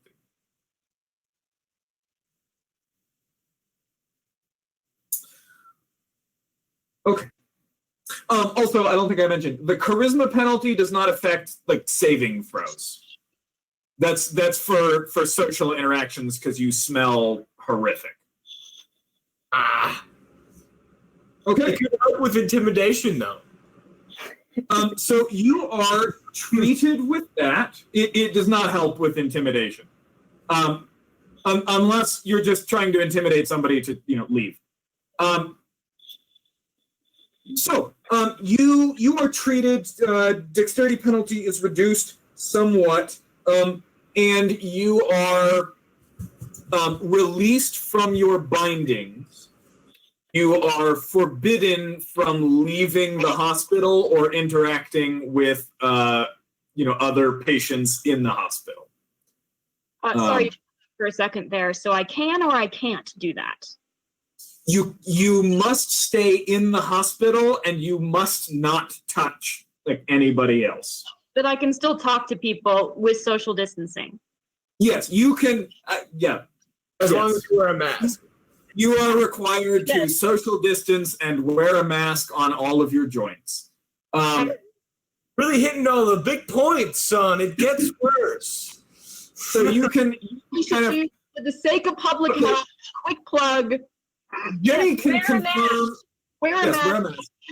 We support CDC guidelines. I don't know if, And it's now a public health order in the state of Colorado. You have to wear a mask. I don't know if I can say that. I support CDC guidelines. Not gonna talk for anybody else or for us. CDC. I support CDC guidelines. What was I saying? So yeah, you are no longer bound. You can sit up and talk with people. Oh, that's what I was saying. Jenny can confirm that I wrote this disease like 7 months ago. Yes, he did. And I yelled at him then too. Yeah, she yelled. She gave me an earful. Okay, so Shoji and Liliana arrive. You guys are kind of into the late morning of today. And I'm not there because I went to Aria's office. Correct. So it is the 19th of candles, and the resupply kind of arrives back in the camp on the 21st. I did want to talk to Liliana. I'll do that when Mary's here. We can retroactively do that. But Guth, we want to talk to the spirits about the battle for the sake of it. So, for the rest of the party, you see the two of them walk off and have like a moment, and we can address that. Right. I mean, great conversation to have kind of on the journey to Vreem or like in the next couple of days while you guys are waiting. So yeah, we can totally do that when Mary is back, which should be next week. Talia, you go to the commandant's office. Real quick, can I roll divination? Oh yeah, give me your divination rolls. And also real quick, if there's ever a quiet moment when my friends leave, as much as I appreciate it, may I try and contact Gideon? Yes. It's going to take a few hours, right? Those are during kind of your meditation periods, but also you're not allowed to leave the hospital, so you've got lots of time on your hands. Actually, yes. Also, for the record, Talia just rolled a 10 and a 20 on her divination rolls. So.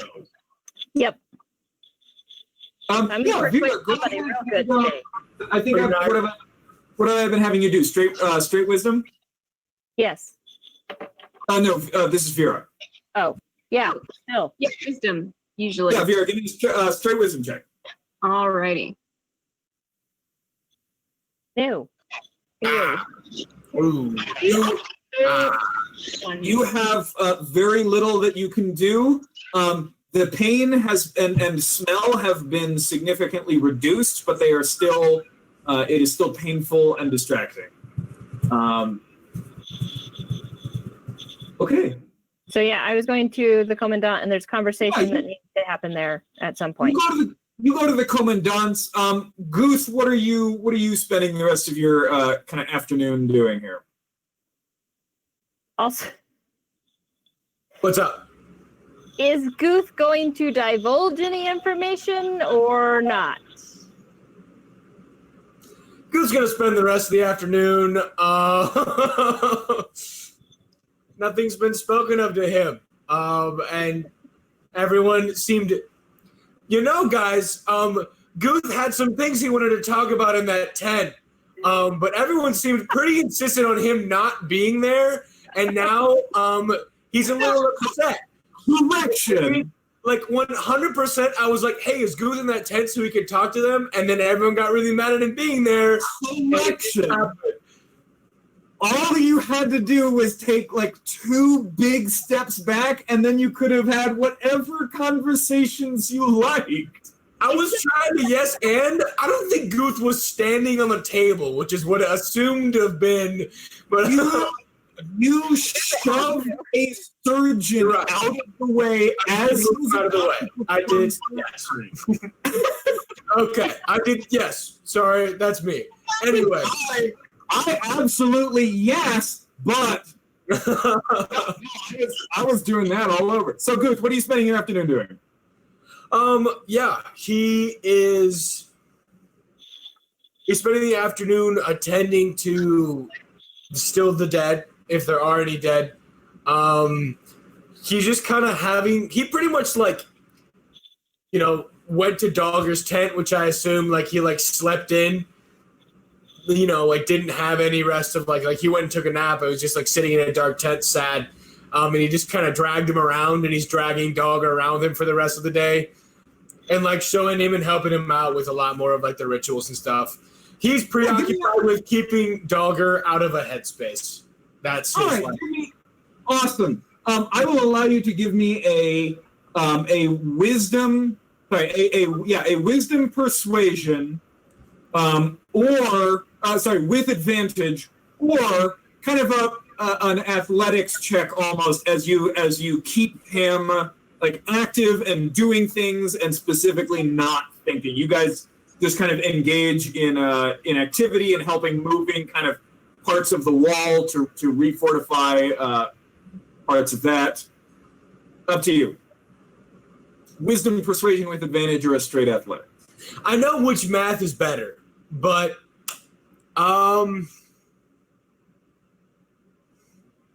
yeah, as much as he's pulling him around and forcing him with him, Guth also understands that if Dogger is let go of me, he's not going to be no, you're coming with me. So it's not an athletics check. It is a persuasion with wisdom. It's a, every time he tries to turn around, he kind of hits it. Not athletics to force him to come and do these things, but athletics to kind of energetically and encouragingly perform whatever things you guys do alongside him. I'll take the persuasion. Yep, give it to me. Oh man, getting all the bad ones out. That's not terrible. It's nothing impressive. 12. Yeah, you are successfully keeping him kind of out of a bad headspace, keeping him active, teaching him more things about the echoes. He is it's a good sign. He is asking kind of thoughtful questions and kind of asking questions about things like his grandmother used to tell him, things like that. Also, just 2 things of doing what I can to interact a lot with those new Vreeman Orcish guys that I didn't know existed, and trying to learn from them, literally being so you are from the Echoes, but you're a wall hugger. What's the deal? Yes. So a lot of them, the information that you get from them is similar story to Dogger's. But much they have a much more immediate connection to an echo. Dogger has vague memories of things his grandmother told him when he was a small child. yada yada yada.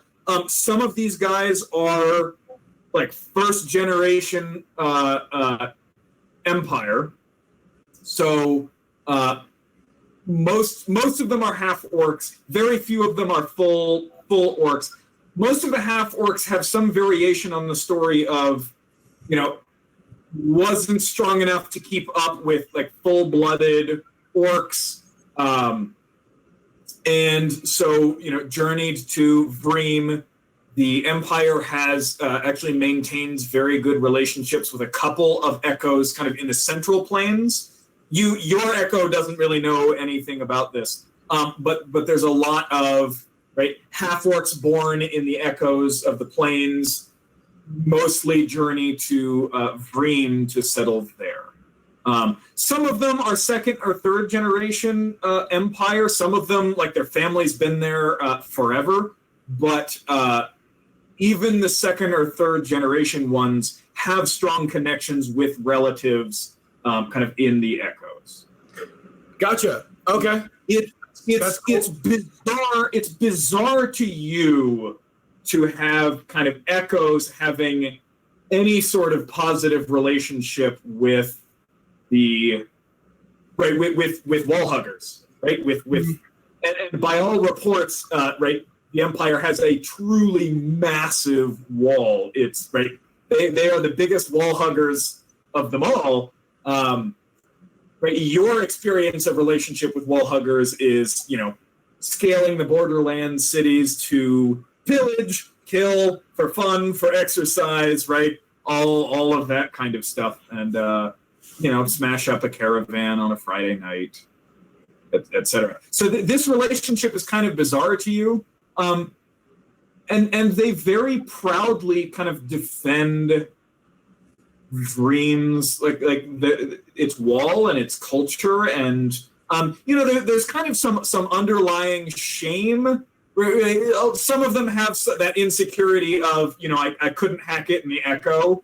But give me an insight check real quick.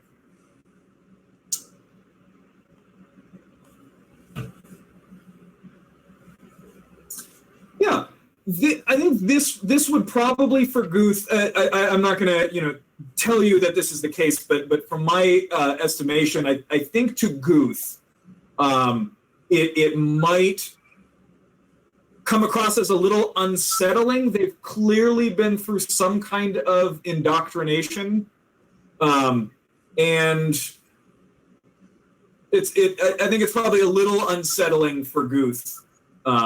Just the turnaround that can be done in a person born in an echo and then being totally happy and fine in a place like the Empire. I'll leave that to you to kind of for Guth to make of it what he will, but that's just kind of. I think Guth's gonna table that for now. I think he recognizes there's a lifetime behind that, and just kind of like when you meet a person, you're like, wow, we come from different places. Like, not gonna try and be like, who the fuck do you think you are? I think what he does, which his second objective was to very much get Dalgar involved and be like, kind of talking and be like, Dalgar is this kind of guy, like, getting him to meet more of the orcish type people and get him like, getting them to know him as this, like, someone similar to Guth. That being his second objective, what he's going to try to do is, if he can, if any of the Vreeman guards have a moment, he's going to try and bring together them to play a game that they usually play in the old Echoes. It has a lot of there's one kind of like central skin. It's a lot like rugby for the sake of your sake. Sure. And but it's rugby with like cage fighting involved. There's just a lot of trying to like, sensing the people with that underlying shame.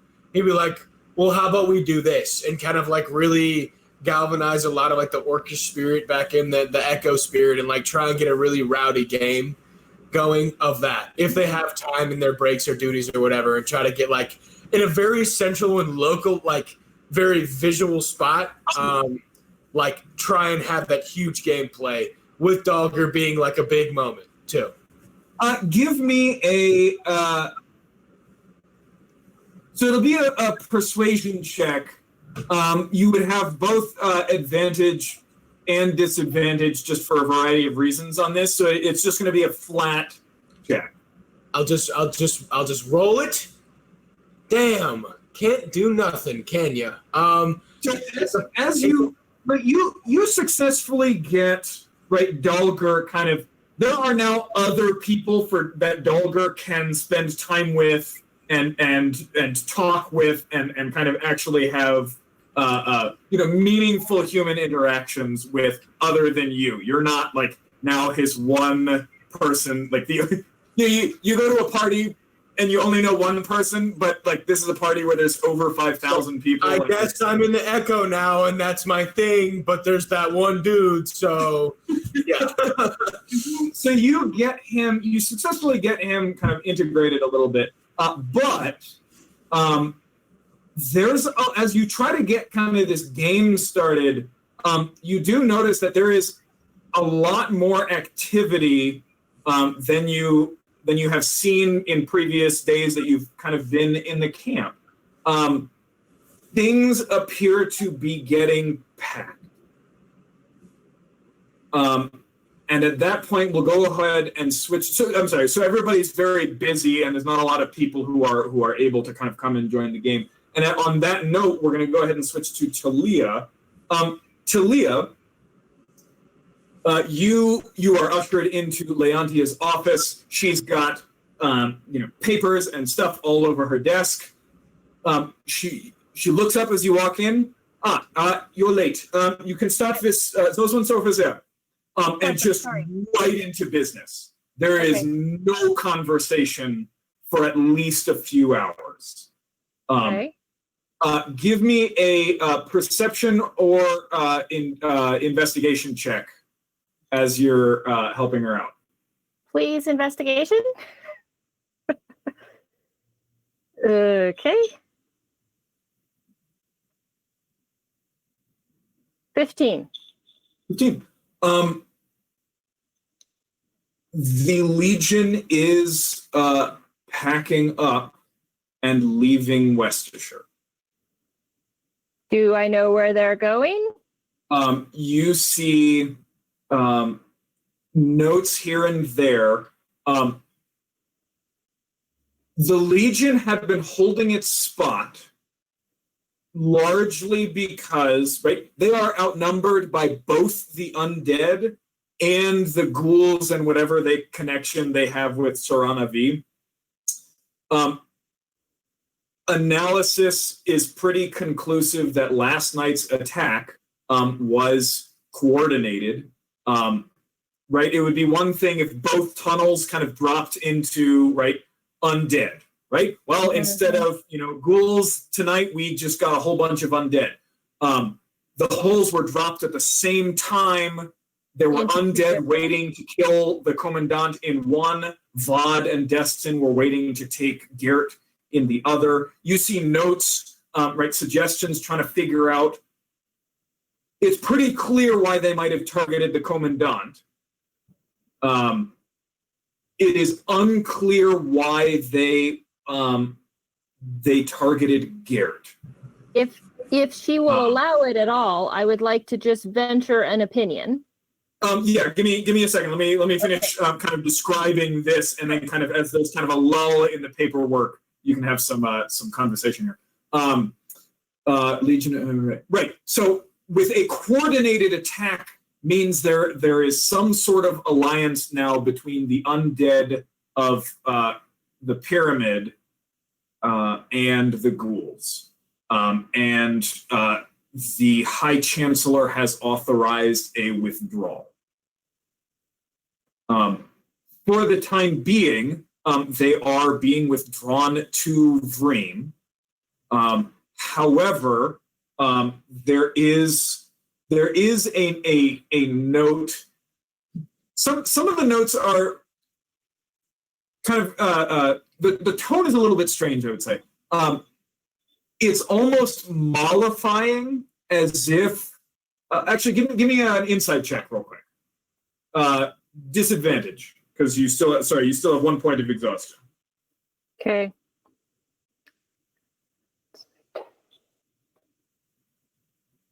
Eh. The tone seems kind of almost apologetic, which is strange to you, given that you know that the commandant, or the acting commandant, has been pushing for the Legion to be withdrawn for weeks. Right. No, I wrote those letters for her. Months. Yeah. You're not kind of sure why the orders are a little bit apologetic. There is a hint that there is a very specific other task that the Legion is going to be put to that has greater value in this war than what the Legion is trying to do now. So yeah, when the resupply kind of arrives, the Legion will be packing up and leaving in just a couple of days. Okay. So a couple of things. Yeah. So kind of after a few hours, you're getting bits and pieces of that information. You get everything kind of organized, dealt with. Things are still right. Runners are still kind of coming in with requests and orders and whatnot, but kind of in a lull in the conversation, Leontia kind of sits back in her chair, kind of stretches something in her back, and kind of just pushes some of the papers away from her. Would you like a cup of tea? Yes, please. All right. I'll get that and bring it back. Yeah, I mean, there's stuff in the rooms. You're basically just preparing it. You look as exhausted as I feel. Well, don't take this the wrong way, Commandant, but you don't look too great yourself. I look, I should think a damn sight better than if your friend had not convinced me to leave the tunnel and if you had not come to get me and my soldiers out. So, well, you have my gratitude for that. It was... Yes, you're welcome. I'm very sorry. I'm sorry for the loss of Gert. I know that you two were growing close. Yes, I'm... Well, and we know Destin to a certain degree. The one who took him was taking him. I don't know. I blacked out right as... I don't know what happened to his body, but I assume Destin has it, and he's done horrible things. So who knows what sort of creature Garrett is now. Of course, but his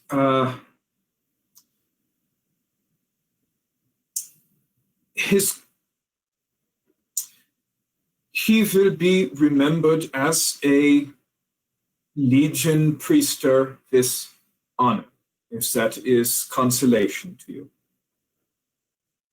It will be, yes, I will take it as consolation for me because I know it would have been for him.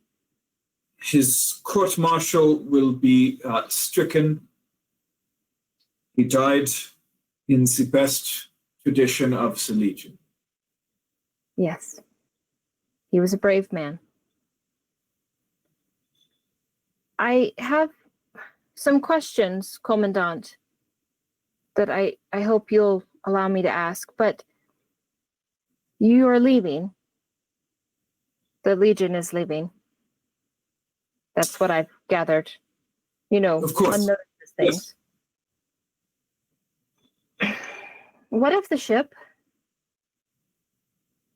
Is it going? Recalls that you are sworn not to discuss this outside present company. Yes. Yes? Yes.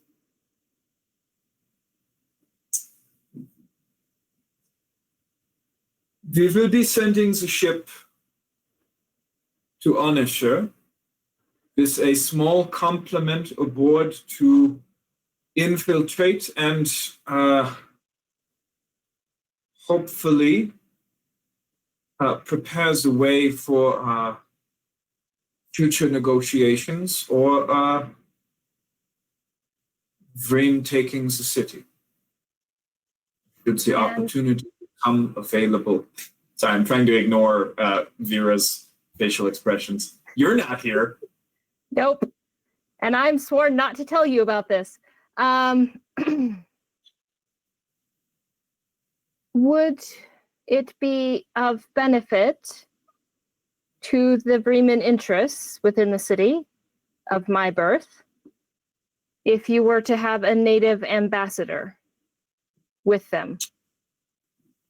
A person who knows at least one of the council members, has some small standing within one of the lesser guilds, and has connections of a very tertiary nature with one of the underworld families within that city.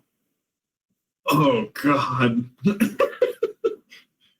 If Vera ever finds out that you're leveraging her family, or you're connected to her family to do, oh, God. Sell me out. I'm not selling you out. I'm saving my city, damn it. Intrigue. Oh. And I created none of it. It's wonderful. It's for your own good, Vera Mayweather. Oh. Talia, give me an insight check. Again with disadvantage, because you're exhausted.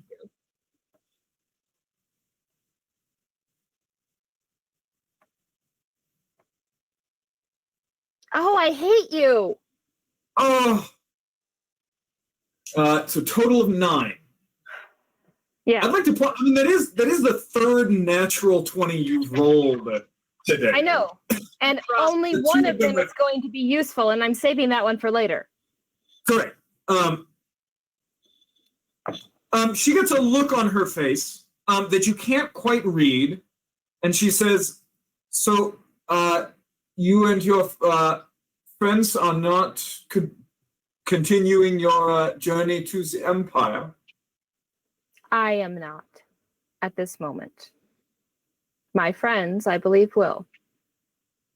But and Commandant, I will be blunt and honest with you. I know that you, as a culture, have no love of divination magic, but I have compelling reasons that I have seen that would ask me to return to my family for the moment. I have seen things regarding my youngest brother, who's a child. So there's no reason to say anymore. This works in my favor. Your assistance would be greatly appreciated. You will have to submit, of course, to a series of oaths. But if you are willing, then I would be very glad to send you with a squad of soldiers to infiltrate Onisha. I hope it has become clear through our relationship of working together, Commandant, that I do not share some of my party's reservations regarding the Empire. But we'll talk. There's some things that I would like you to read. And she hands you a letter that has not yet been sealed, but it is written in her hand, not one of her secretaries or clerks. Okay. Do you read it? Yes. No, someone hands you a letter and you're a nerd. You read the letter. Duh. It is addressed to Oberkommandant Valar Corva. Okay. Corva! The refugee known as Talia Rusandal, has shown exceptional dedication to the 5th Legion in her service as an independent attaché to my personal office. Further, my officers report a strong talent for the arcane and a penetrating mind concerning applications of magic.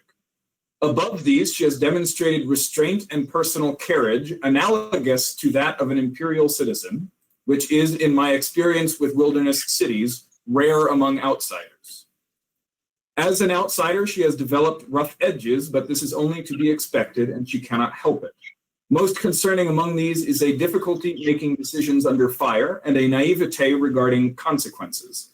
However, it is my professional opinion as Kriegvanzer and acting commandant that she is malleable and can be trained to overcome these handicaps, and in time will become fully capable of genuine moral action. In consideration of the above, I strongly recommend that she be offered citizenship in the Empire. Should she accept and complete her challenge, I further recommend that she be trained as an analyst in the Academy. Should she show the same loyalty and acumen she has demonstrated to me, and should she overcome her handicaps, she will be a fine candidate for a fast track to Legion Hexenpanzer. I remain in honor, Acting Commandant Aria Leontia.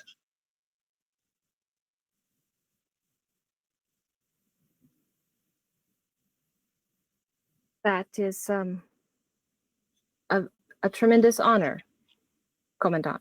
Thank you. Is that genuine? Yes. Okay.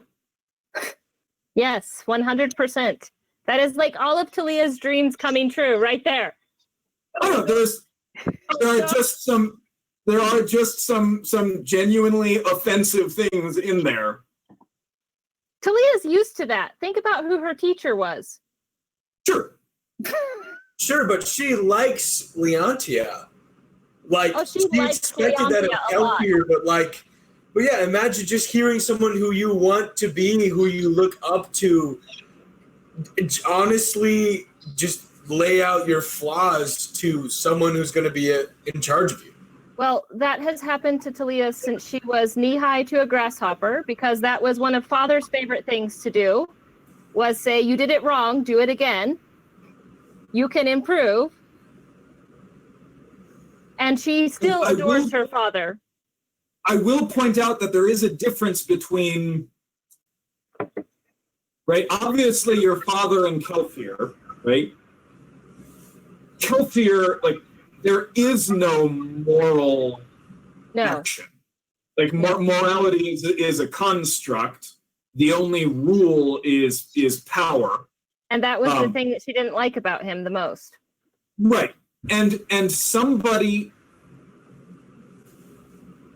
right, it's another kind of clue into kind of who the Vremans are, does not consider you capable of genuine moral activity. Right? And this is a person whose life you saved last night. Did she write the letter today? You don't know. Is it dated? She didn't date it? It is not. This is still like this is unsealed. This is not sent yet. Like it's not sealed. Words. So the way I think of a high intelligence, low wisdom character is all of the hubris and very little of the common sense. I don't need you to justify your decision to me. I just want to make sure, right, that you're kind of seeing some of these things. I see it. Okay. But she also says that, like, with the proper training, that can be overcome. So it's an end result sort of thing. Yes. Yeah. Yes. She in time she thinks you will be capable of genuine moral action. Yeah. Honestly, Talia feels that way about herself right now. So it's fine. Sure. Yeah, I think I agree with you, Jenny. I think with what you said, how you described her, I think that you nailed it. So I appreciate it. That's all. Yeah. So you finish reading the letter. It's a great honor. And you truly think You truly believe this? I'm a Kriegwanzer and acting commandant. I do not write things I do not believe.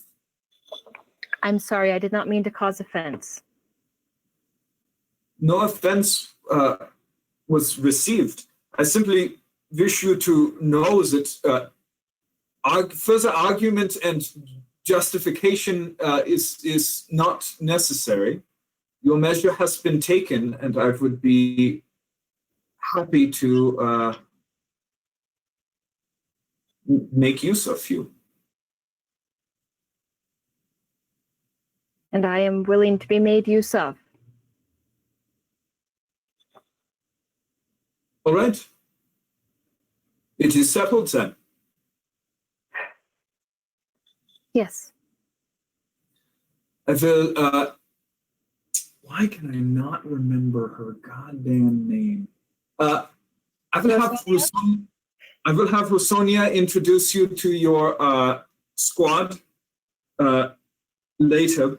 First, and she pulls out a kind of a small scroll and kind of pins her finger to several different places on it.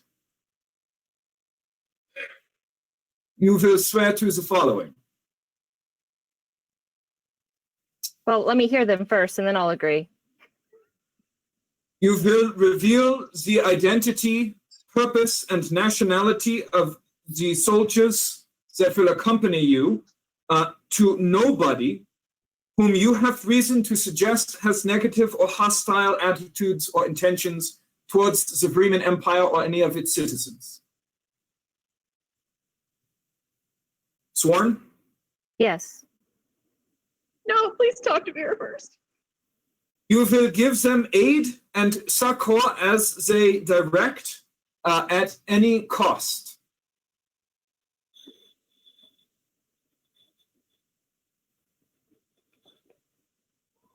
Can we define the any cost part? Because I have strong familial ties, and I would not want to sacrifice the life of my brother or my sister or my father or my mother.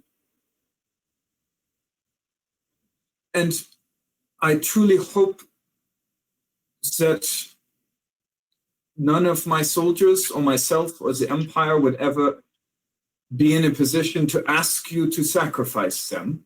And such an eventuality will be avoided whenever possible. And you have my word on that. Very well. Sworn? Oh, God. I love you, Grace.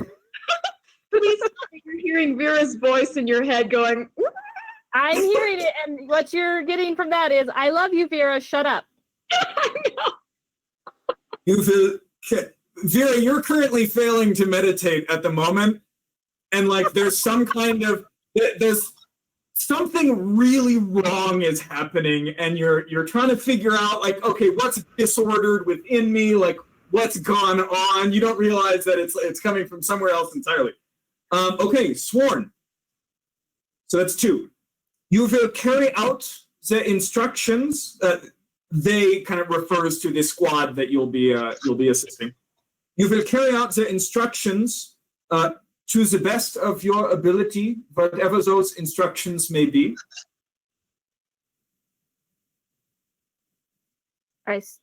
Yes. I assume what you And said before about my parents and family falls in under this as well. There must be a certain amount of trust here between us, yes? Of course. All attempts will be made to avoid any such thing. We understand that your dedication to the Empire is in an infant state, and we would not wish to push you too far too early. I'm trying to overcome Vera's voice ringing all of the alarm bells of that sentence. All right. And as you agree to each of these, kind of you feel this strange sensation just kind of tingle through you. There's a drink at the end of this, right? Yes. You will do to the best of your ability whatever you can to ensure that the mission succeeds, not limited to lying or killing.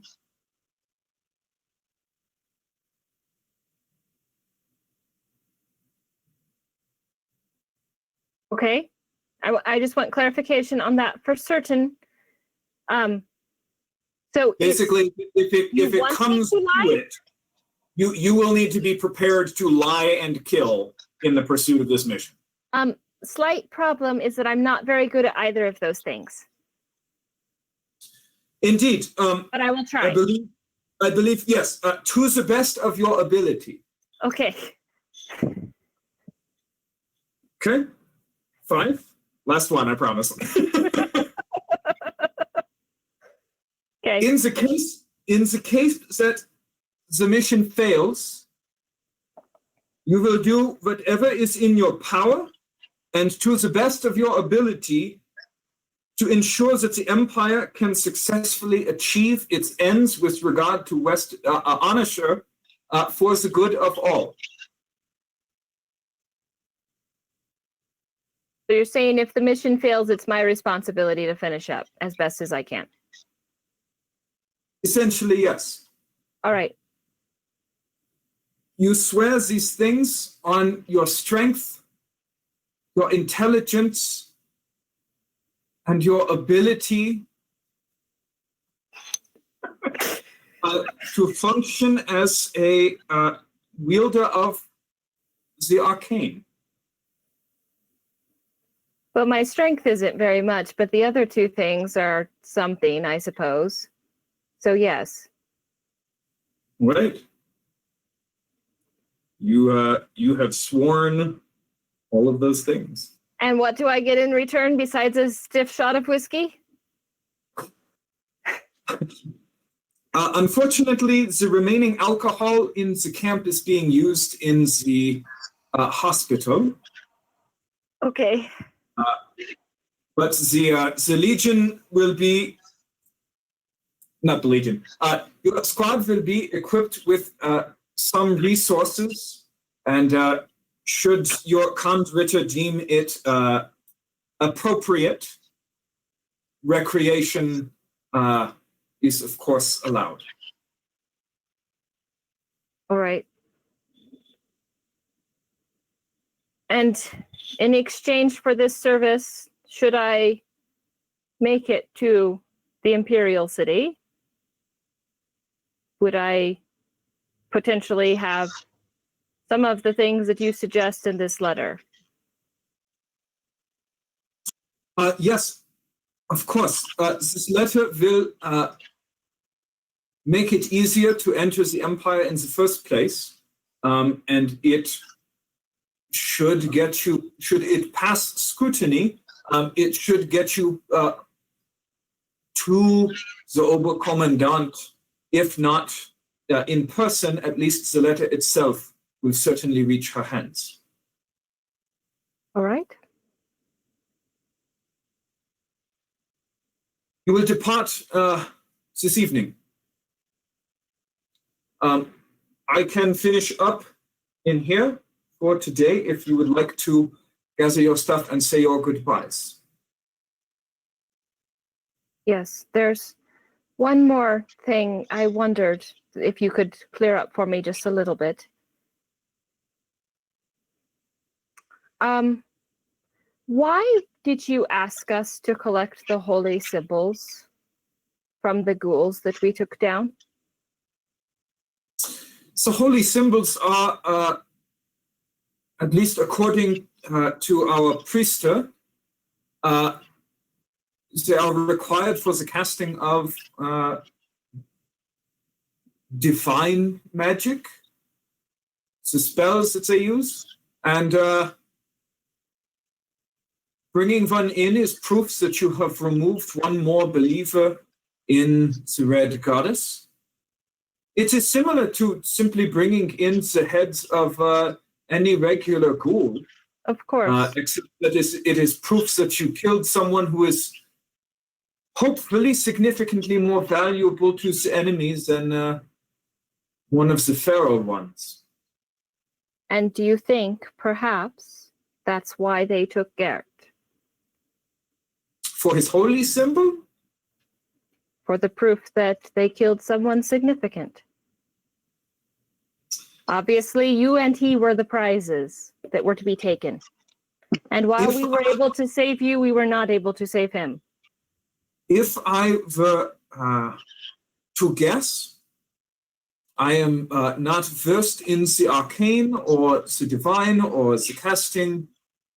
My job before I became acting commandant was soldiers. I know soldiers. If the enemy was trying to strike a blow to the men's morale, then they have miscalculated. The priestess are not yet trusted or terribly well liked in the legions. They provide a great service, but the place has not yet been earned to the degree that perhaps a hexen or a legionary, the place has been earned over millennia. So if the enemy hoped to cripple our morals and they have failed, it's not because of Gert's death that we are leaving the city. Beyond that, I cannot speak to why they would be targeting him. Because the Hemotarch gave his ghoul specific instructions to take him alive and not to kill him. And I don't understand why. That is more worrisome than if they had just wished to kill him, but he was killed, yes? So Yes. the objective failed. But I believe that we mentioned this when we first approached your camp. At least I know we told Stefan that the Hemotarch took the body of our friend and raised another spirit into it. So he has the ability to do that. So you feel that something about Gert makes him susceptible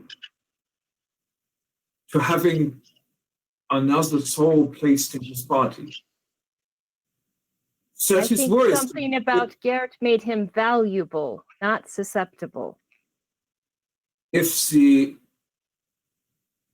again, I do not know much about magic, but if the adherents of Sorana V's cult are attempting to re-establish Mishan Sora's old cabal, that would be grave indeed. Among the 13 of them, just the 13 of them seized control of Westershire a year ago and held off 2 full legions for several weeks before Sora ascended. We don't know how many survived, but other contractors for the Legion accounted for at least 4 of their deaths. And if they can use Gert, then they will have recovered perhaps 2 of those. This is... I cannot do anything with this information, but it is extraordinarily valuable to the Empire, and it will be... your insight will be strongly recommended to the Oberkommandant. And if I may say, this is further support for my recommendations that you should be accepted as an analyst. This is good work. Thank you. Right. Report back here with your squad an hour before sundown, and I will see you off. Say your goodbyes. I will be fine here. All right. And you are ushered out of Leontia's office. I'm gonna go be Oh sick. God, Jenny. Jenny is going to be sick, and Talia is also going to be sick. You there's swore to all of them. Oh God! What did you do? It's so stupid, but it's what she would do. Oh God! All right. We're gonna have a cautionary tale conversation when you come and say bye. I can't tell you about it. That's the thing. I swore not to tell anybody. But you're gonna I tell mean, they know.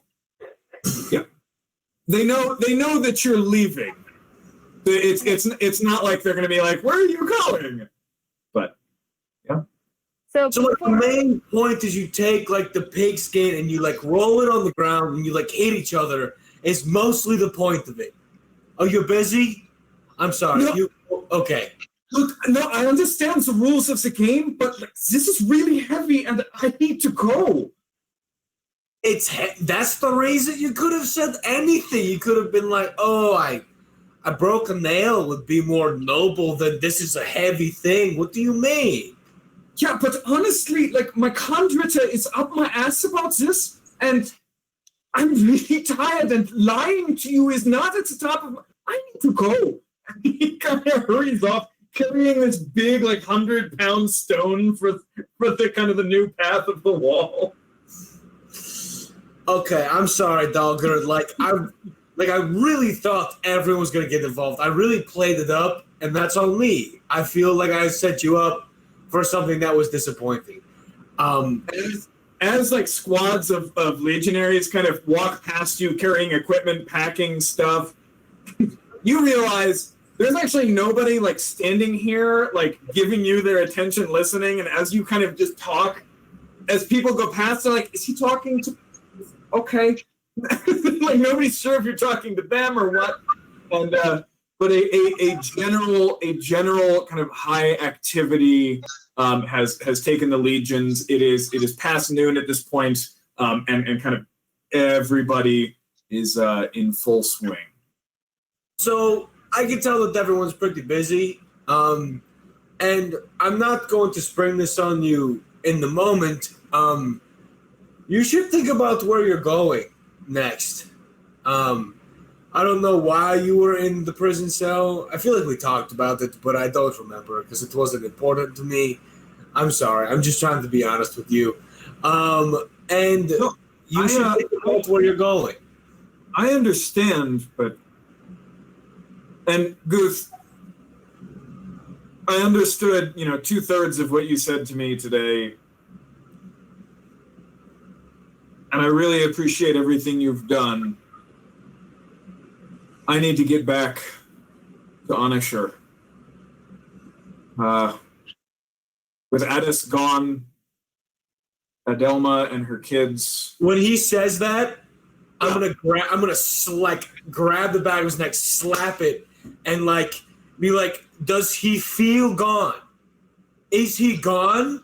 And I'm just gonna dig my finger into the scar burn mark and be like, is Addis gone? Give me an intimidation roll with advantage, and you can keep using your wisdom modifier.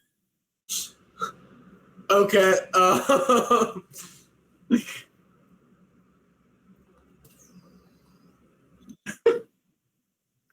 Oh my god! My average rolls, I just wanted to say, was a 6, and it's gone down now. Have you rolled above a 10 today? One. I rolled 2 above a 10, which were my Constitution saving throws. That was it. That's tough. I mean, the result is always 10 or above. So you're not. It's always really underwhelming, but a success. Yeah, you're not. I roll okay. He kind of is startled for a second. He's like, no, he doesn't feel gone. Okay, sorry, that was heavy-handed. I know you don't know. I just wanted to really put that in.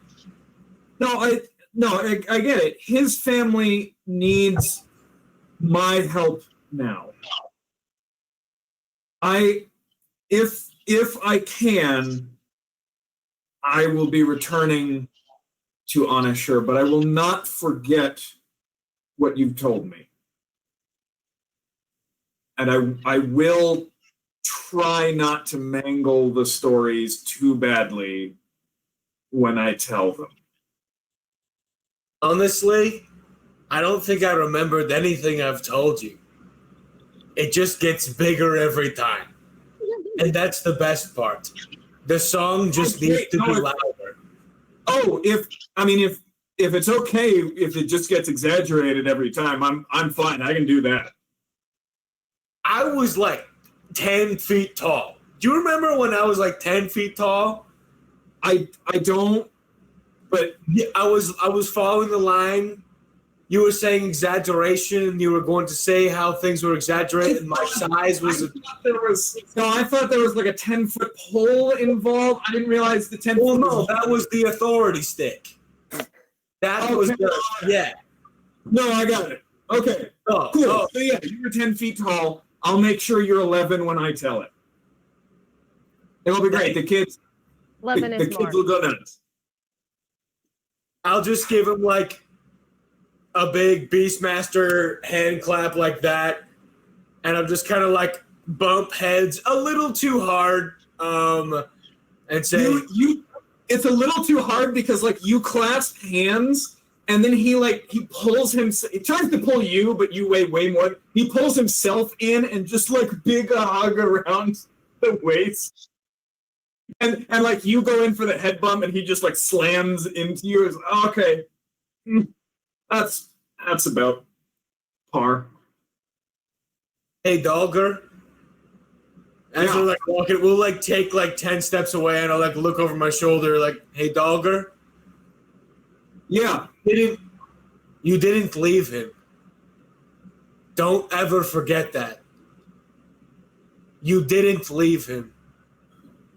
You did everything you could. I know. And he's never going to leave you. It's not a matter of knowing, Goose. I know, but it's gonna take a while.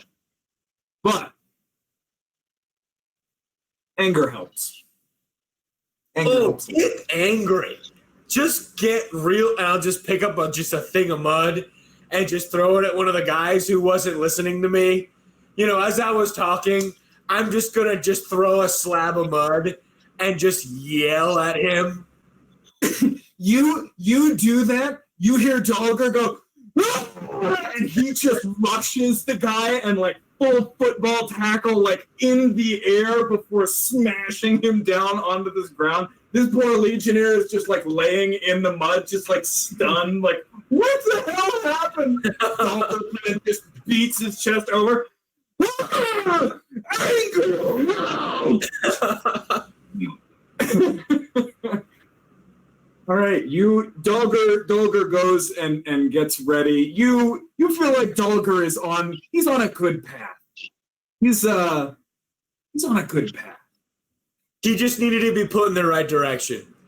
And you know, if we TPK at some point, totally, like he's a first level barbarian, he's available for you guys. He's a second level barbarian. He's a first level barbarian. He's a first level barbarian.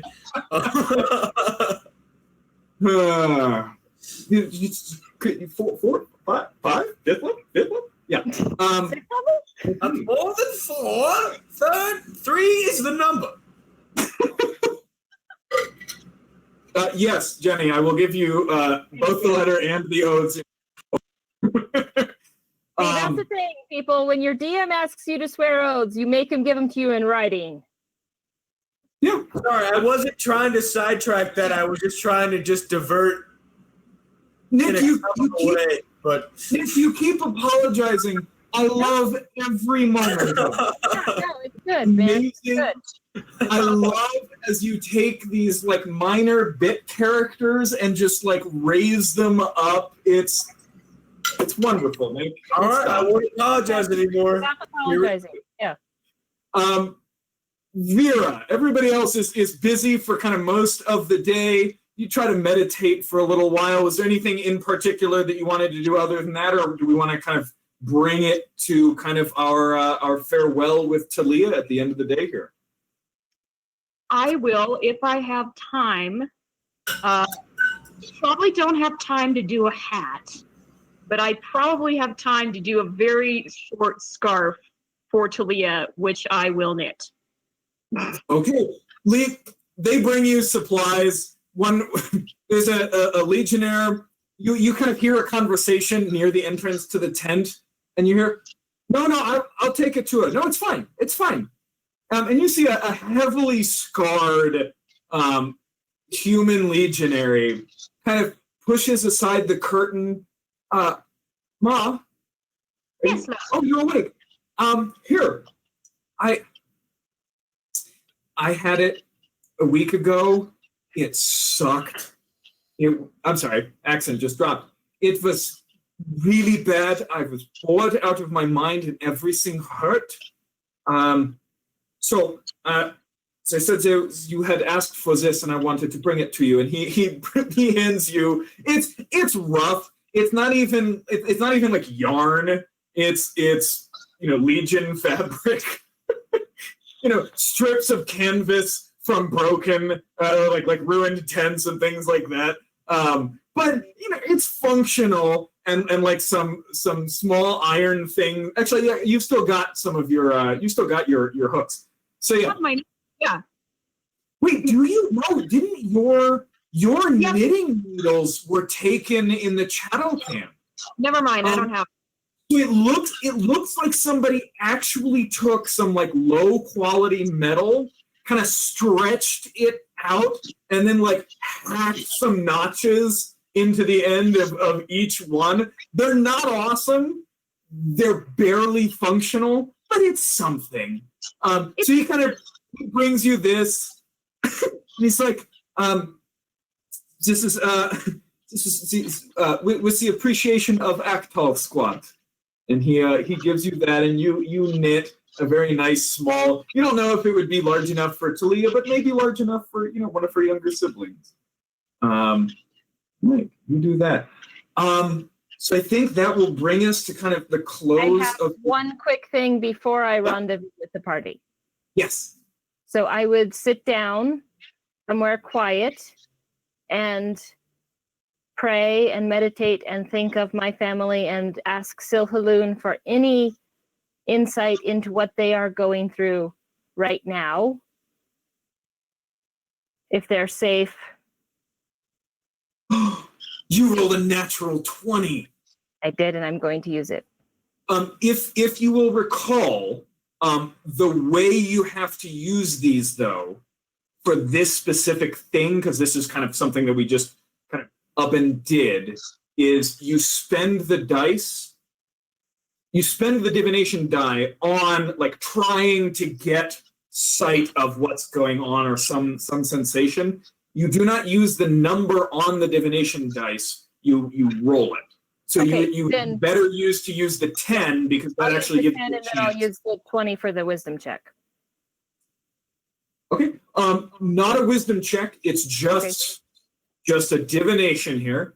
So you'll spend the 10. Yeah. So you no longer have that, and now you go ahead and roll it. It's just a straight D20. Can I use my 20 or no? No. So you've spent the divination dice, which now allows you to roll the divination dice to attempt this thing.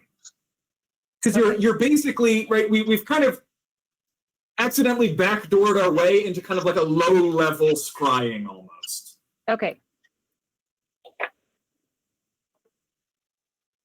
But there's no way I can use the natural 20 to actually succeed or use it to my advantage here. Correct. Okay. That's fair. I have something else I'll do with it later. Not bad. That's a 15. A 15. Good. Calendar. No. Okay, hold on. It is the 19th. It is the 19th. Oh, I'm sorry, candles. Yeah, 19. Would inspiration help at all? Because I do have that I could add to it. Like, is it a DC I'm trying to hit? I guess I just don't quite understand what the mechanics are here.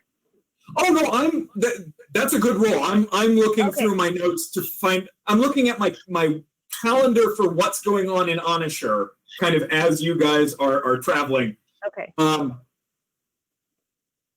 Okay, there's that one. Okay. If you want to use the inspiration die, you can just don't bother rolling it. You can just spend it, and you can choose which family member to get a sense of, or I'll just have you roll, and I'll take a look at your family, and based on the roll, I'll give you random feelings from somebody. Not random feelings, but the feelings of somebody, and you won't know who it is. I won't know who it is? Correct. Okay, then I'll spend the inspiration because I had connected with Barrett before, so I'll do that just to see. Okay, so you want Barrett again? Yeah. Barrett is the younger brother, right? Yeah, he's the youngest. He's 6. What is the sister's name? Because it's so similar. Brennan. Okay, that's what it is. Okay. And then there's Elziel, but she's married. Right. Okay. You get the sensation of cold, fear, and hunger. Okay. Barrett, either recently, now, or shortly in the future, is going to be experiencing kind of that combination of feelings. Okay. Is there any way I can reach, like, can I ascertain his awareness of, say, father or mother? Like, is there a lack there, a vacancy in either of those roles? There is a vacancy.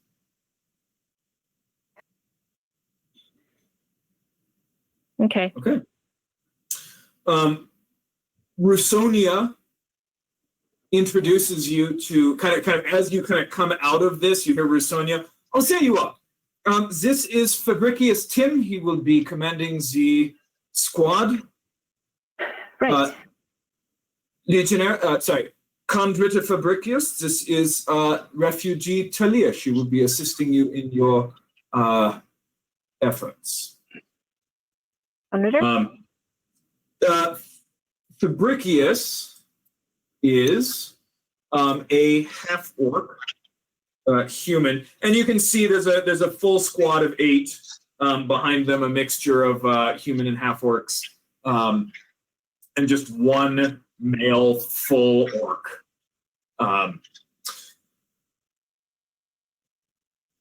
Fabricius kind of nods to you. All right, I understand we're leaving at sundown. Yes. But the meeting in the commandant's quarters an hour before? Yes, that's what she told me. All right. Good to meet you. I will see you there. Yes. Do you know if the crew survives? The captain, the first mate, are they coming with us? I do not know what the crew, the plans for the crew is. Most of them are still being confined.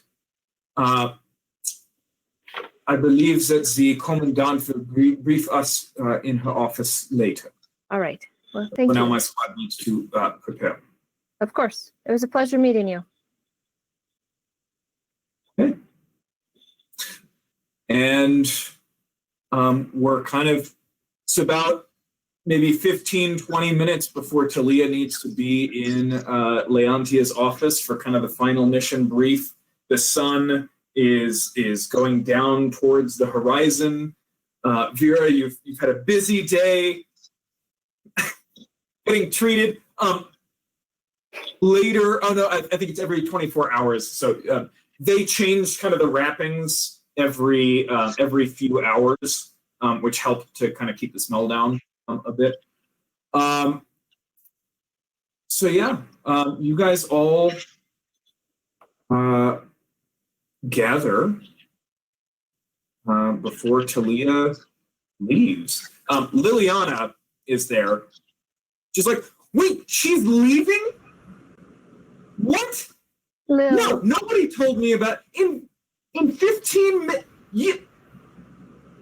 Liliana, I didn't intend it to be this sudden. It was Oz, and now it's Talia. All I'm left with is Vera, and no offense, but you know, we never really like this wasn't its. Damn it! Why didn't anybody tell me? She's pissed. I draw from my boot the dagger that I meant to send to my sister, and we didn't send it yet. And I hand it to Liliana. And I will say to her, you should have a weapon at hand, because arcane power is not always good at close quarters. This was given to me by my best friend in all of the world, and I give it to you, and I hope it will serve you well. And for what it's worth, I would do this with Mary, but I'm not going to be here next week. So Mary will just have to watch this and know that I love her. So I will say, I know, Liliana, that you and I have had our differences and things have been hard. But in my moment of strange need, you are the person who is there for me. And I feel like we bonded in that way, and I appreciate you so much, Liliana. Thank you. And I'll just lean in and give her a quick peck on the cheek. Give me a persuasion check. Okay. With disadvantage, because Mary's not here, so we're going to run her kind of as an NPC. Do you want to use her natural 20? I have other plans for that, which you and I need to discuss. But I will guide myself. Okay, so subtly guiding yourself as you're reading Liliana. So let's roll that D4. I feel like that happened before she walked in the tent. Like, Julia had like a okay, and then she walked in the tent to like she was pumping herself up, and this is like a carrying guidance of just like, please just let this go well, please let this go well, like. Yeah. It's a total of 15. Total of 15. Yeah. Who's gonna be there for me?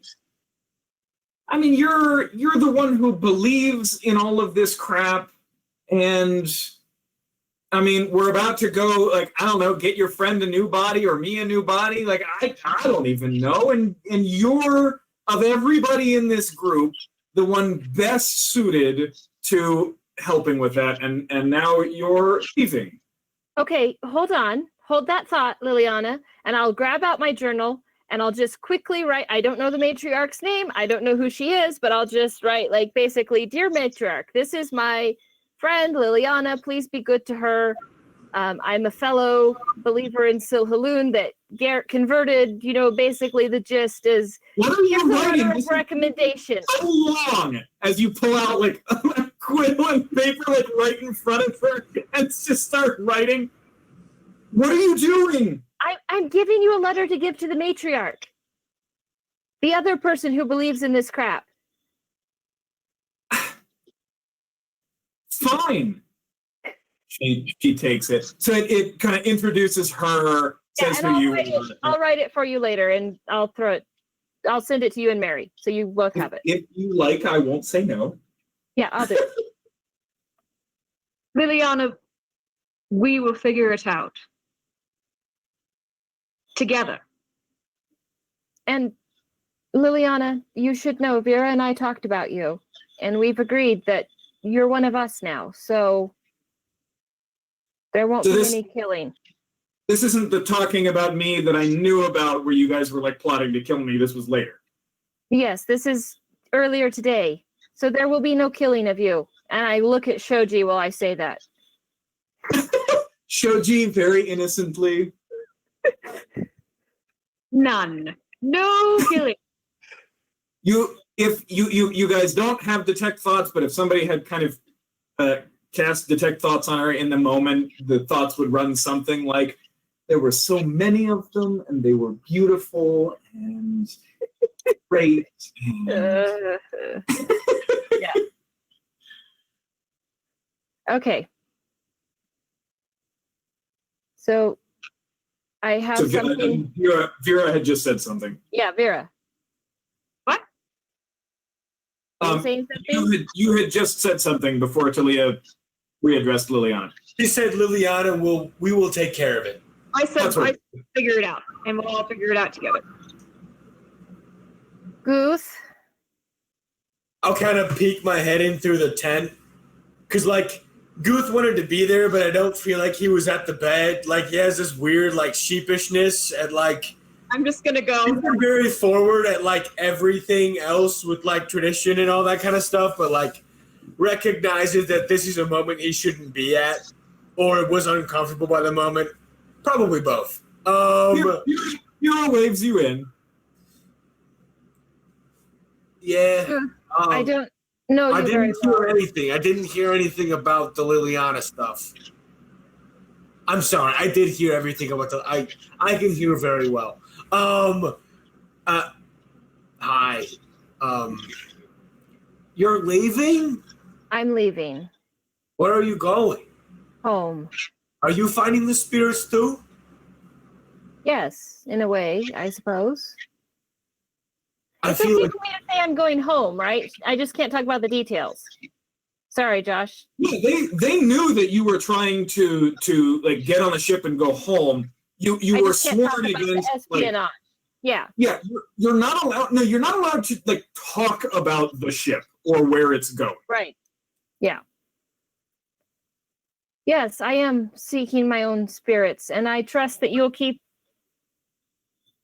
Liliana safe, and you have some sort of weird thing with her right now that I don't fully understand. I Guth laughs at that. Like, okay, I'll keep the spirit safe. Me will keep the spirit safe. Okay. I don't have time to unpack all of that right now.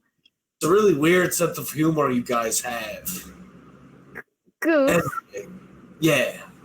I just want to say, I'm gonna take a knee and get like below her eye level and like look up at her. that's awkward. Okay. I didn't know Really? you I very thought that well, was weird. and I know far more about you than I ever wanted to. But you were a good friend, I think. You're an excellent fighter, and I appreciate so much that you didn't leave my worthless corpse down there to burn up. So thank you. Well, Do you mind standing up? Because this is really awkward. And I'd like to give you a hug, but it's weird at the angle where you are right now.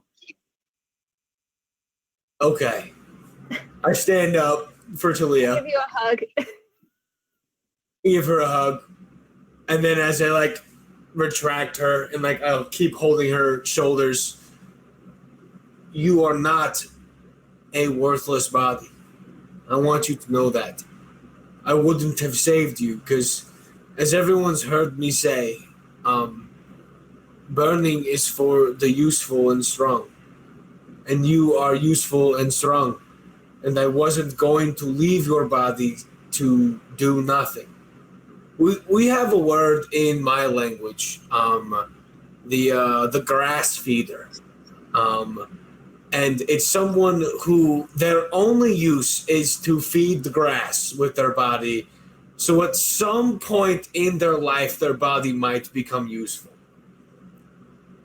You could not be further from that. You are someone who feeds not only the grass, but the people around you. Look at this woman who's chained to a bed because she's like sick or something. That was really, really hurt the analogy there. There was a soft moment happening, and that really The imagery is weird. Marius, you really let this happen? Okay. I'm going to move forward. Anyway. Manius looks up from a different part in the hospital. He's like, what? Oh, it's you. Good. Yeah, stay over there. And he goes back to work. I will resist giving him a really hard look. Anyway, back to the soft moment. You are someone worth the time to go back and save, because you are strong and you are here to protect people. And that's what is most important. That is my calling, and that is your calling. Thank you. I feel like we speak different languages of the tongue, but speak the same language of the heart. Yes. But what is most important is who we are and the people that are around us. That we sing a song of the people who make us who we are. You are my favorite refrain, if that. Thank you, Guth. Oh, well, I got something in my eye, but it's fine. Thank you, Guth. I'm sorry that all of us, I know we all have our prejudices, I feel like, and they've told us that the people who live outside the cities and, live in the way that you do, they say that they're barbaric and they don't understand emotion and they don't see the world in the same sort of way. And I don't think that's true. I think you're a very kind person. Right. And I think they don't see emotion the way we do, and I think that we don't see the world the same way, and I could not be happier for it, believe me. You're perfect just as you are, Guth. Liliana looks at you and she's like, what are you talking about? He's wildly different. I mean, what? Have you just not been paying attention when he was in camp? He's rubbed literally everyone the wrong way, and sometimes literally rubbed them the wrong way. It's Liliana, stop it! I'm sorry. I'm still a little pissed. I'm getting a hold of it. So it's really hard to get direct negative feedback from your superior, and that was a heavy dose to take in this emotional moment. Oh my friend, I could give you lessons on getting harsh, direct feedback from your superior. We should definitely connect later in life, and we'll talk about that. I'm trying so hard. Why'd you got to just spit all over me on that? I mean, gosh. No, Can the effort be recognized? Can the effort be recognized? I was agreeing with you. Ben. I don't understand you, and I think that's my whole calling in life. Anyway, honestly, Guth, you call me the spirits, but I also straight up do not understand you, and I'm okay with that. So if you're okay with that, we can just keep saying goodbye to Talia. That's fine. We can get to the spirits later. Yeah, we're definitely gonna need to talk about that when I come back. I'm just saying. I mean, you could stay and we could talk about it now. Except that my brother is alone and dying and hungry and cold, and I need to go take care of him. What are you screaming? No. When you put it like that, now I just sound like an asshole. Liliana, my dear, you're my favorite asshole. I'm fine. Keep talking. Sorry about that. Fine. Don't worry about it. We all have roommates. Mine just have 4 legs. Ma, you knew this time was coming.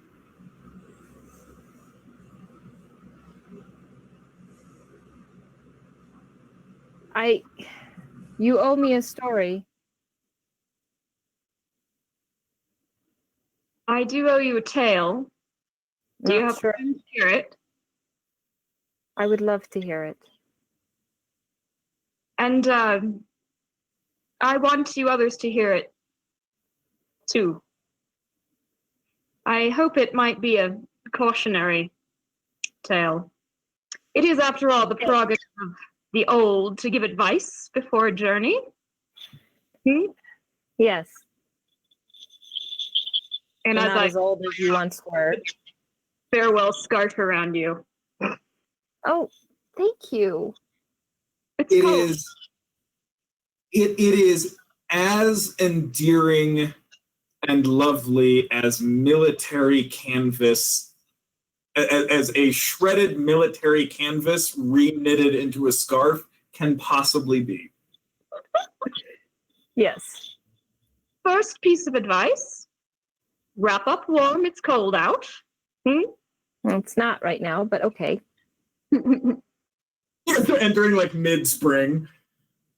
It's nighttime. Yeah. Almost. Second thing, a cautionary tale. Mm. It starts with a girl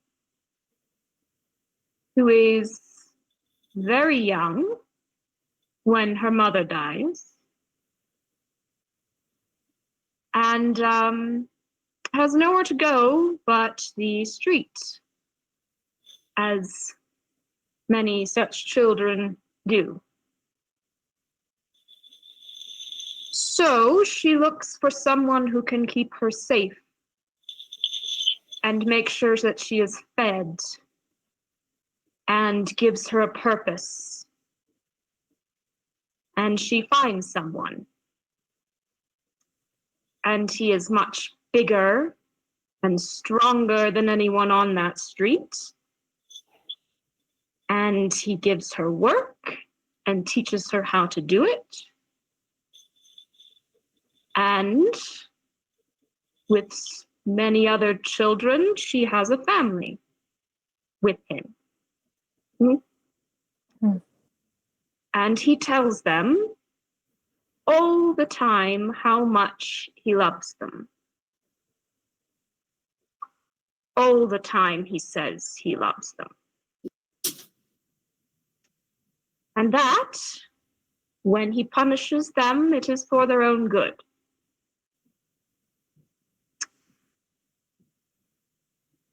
And she believes him.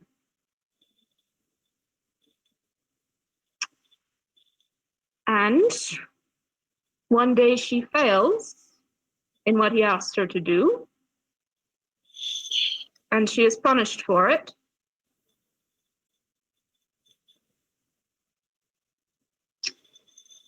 And I lost my first baby that way.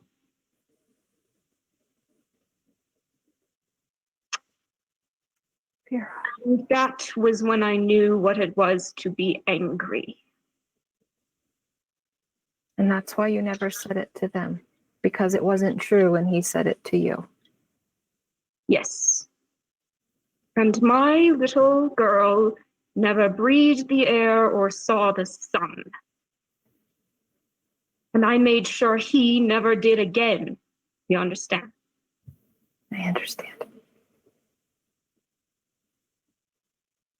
I'm asking you to be careful with people with powers that say they have all the answers for you. Mm-hmm.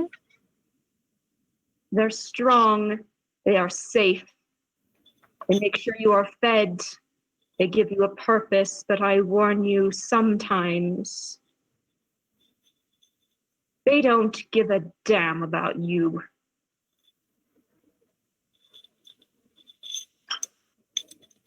And don't suffer for it. Just be careful. Yes. Because you are good, Talia. You are good down to your bones. And let me tell you, I'm not sure I've ever met anyone as good as you. No. Would you say that in a moral sense? In a moral sense, you are good to your bones, to your heart. You are good. Trust that you are good, that your choices will be good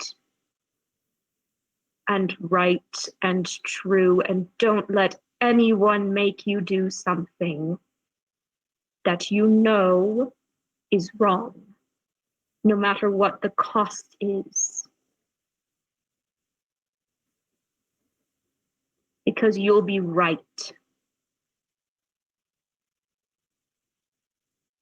But what if it's in service of a greater purpose? I think you know when you're doing something wrong, even in the service of a greater purpose. And I don't think you can do it. And I don't think you should. But I have done wrong things. Yes, and you know they were wrong, and you're not going to do them again. Leave that to the scum, the rest of us. We do that. You do what is right.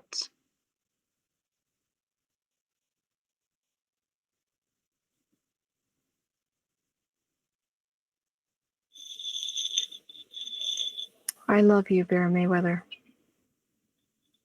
And you are not allowed to call yourself scum. And I love you, Talia dearie. And don't let anyone make you feel like it. I won't. I'll do my best.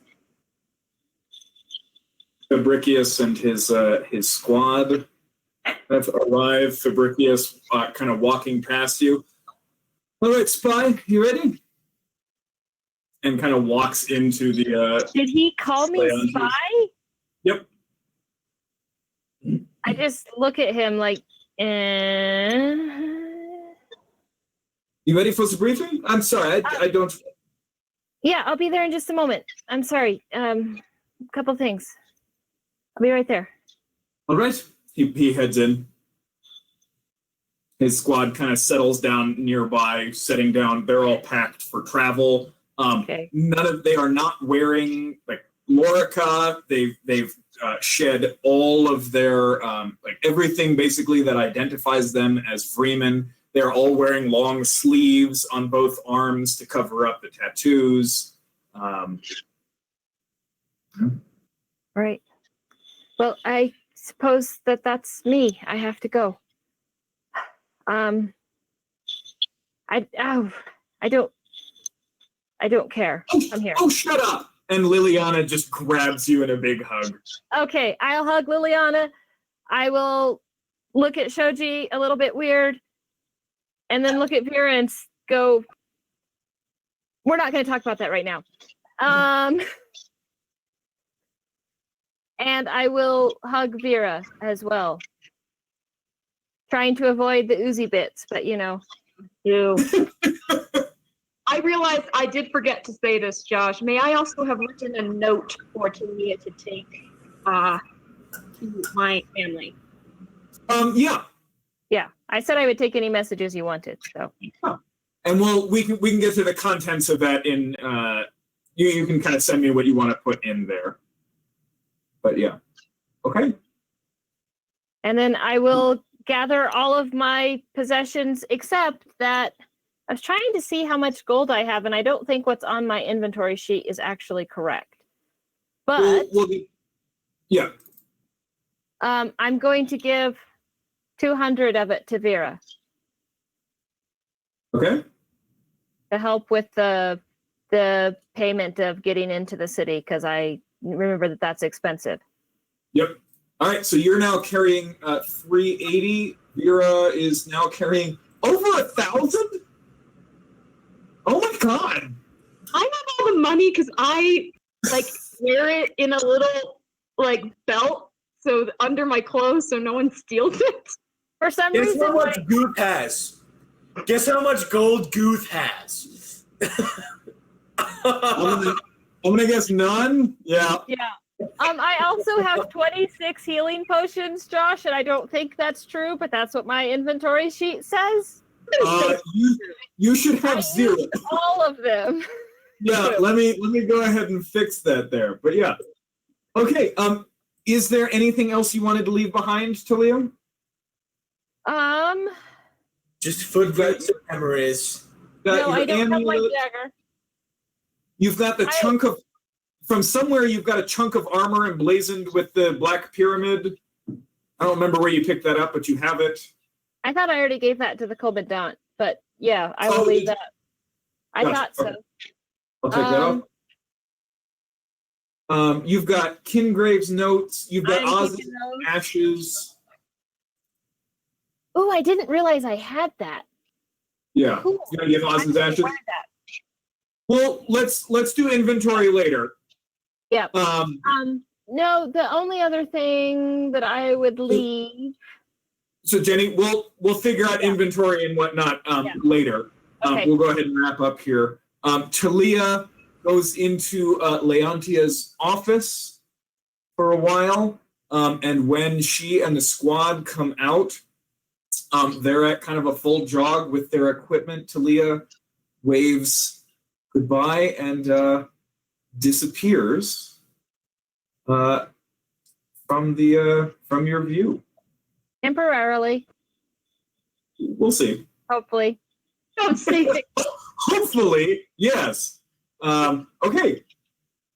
And when we pick up next time, I think we will not have Talia, but the rest of you can you'll begin your training for your level 6, which you can continue kind of on the journey to Vreem. And I think next time we'll do the journey to Vreem and we'll be there.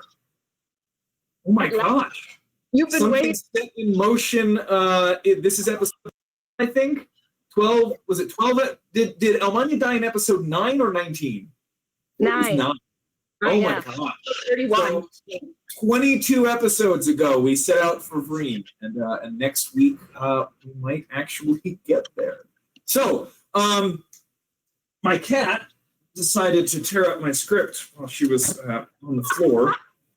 So we got bits and pieces of the script here. So thank you so much for joining us tonight. We hope to see you again next Friday, where it might get even worse. But in the meantime, Becca's running 13th Age on Monday. Join her and her crew then, the Heroes on the Edge of Desolation. Subscribe to our Twitch and YouTube channels. Visit our website at iconicproduction.wordpress.com. And follow us on social media and look at our lineup of podcasts, including other not Let's Play. I'm actually going to look at my script now. Actual play shows like this one, and support us on Patreon. Thank you so much. Have a lovely week. We hope you are healthy and safe. Thanks, guys. Bye.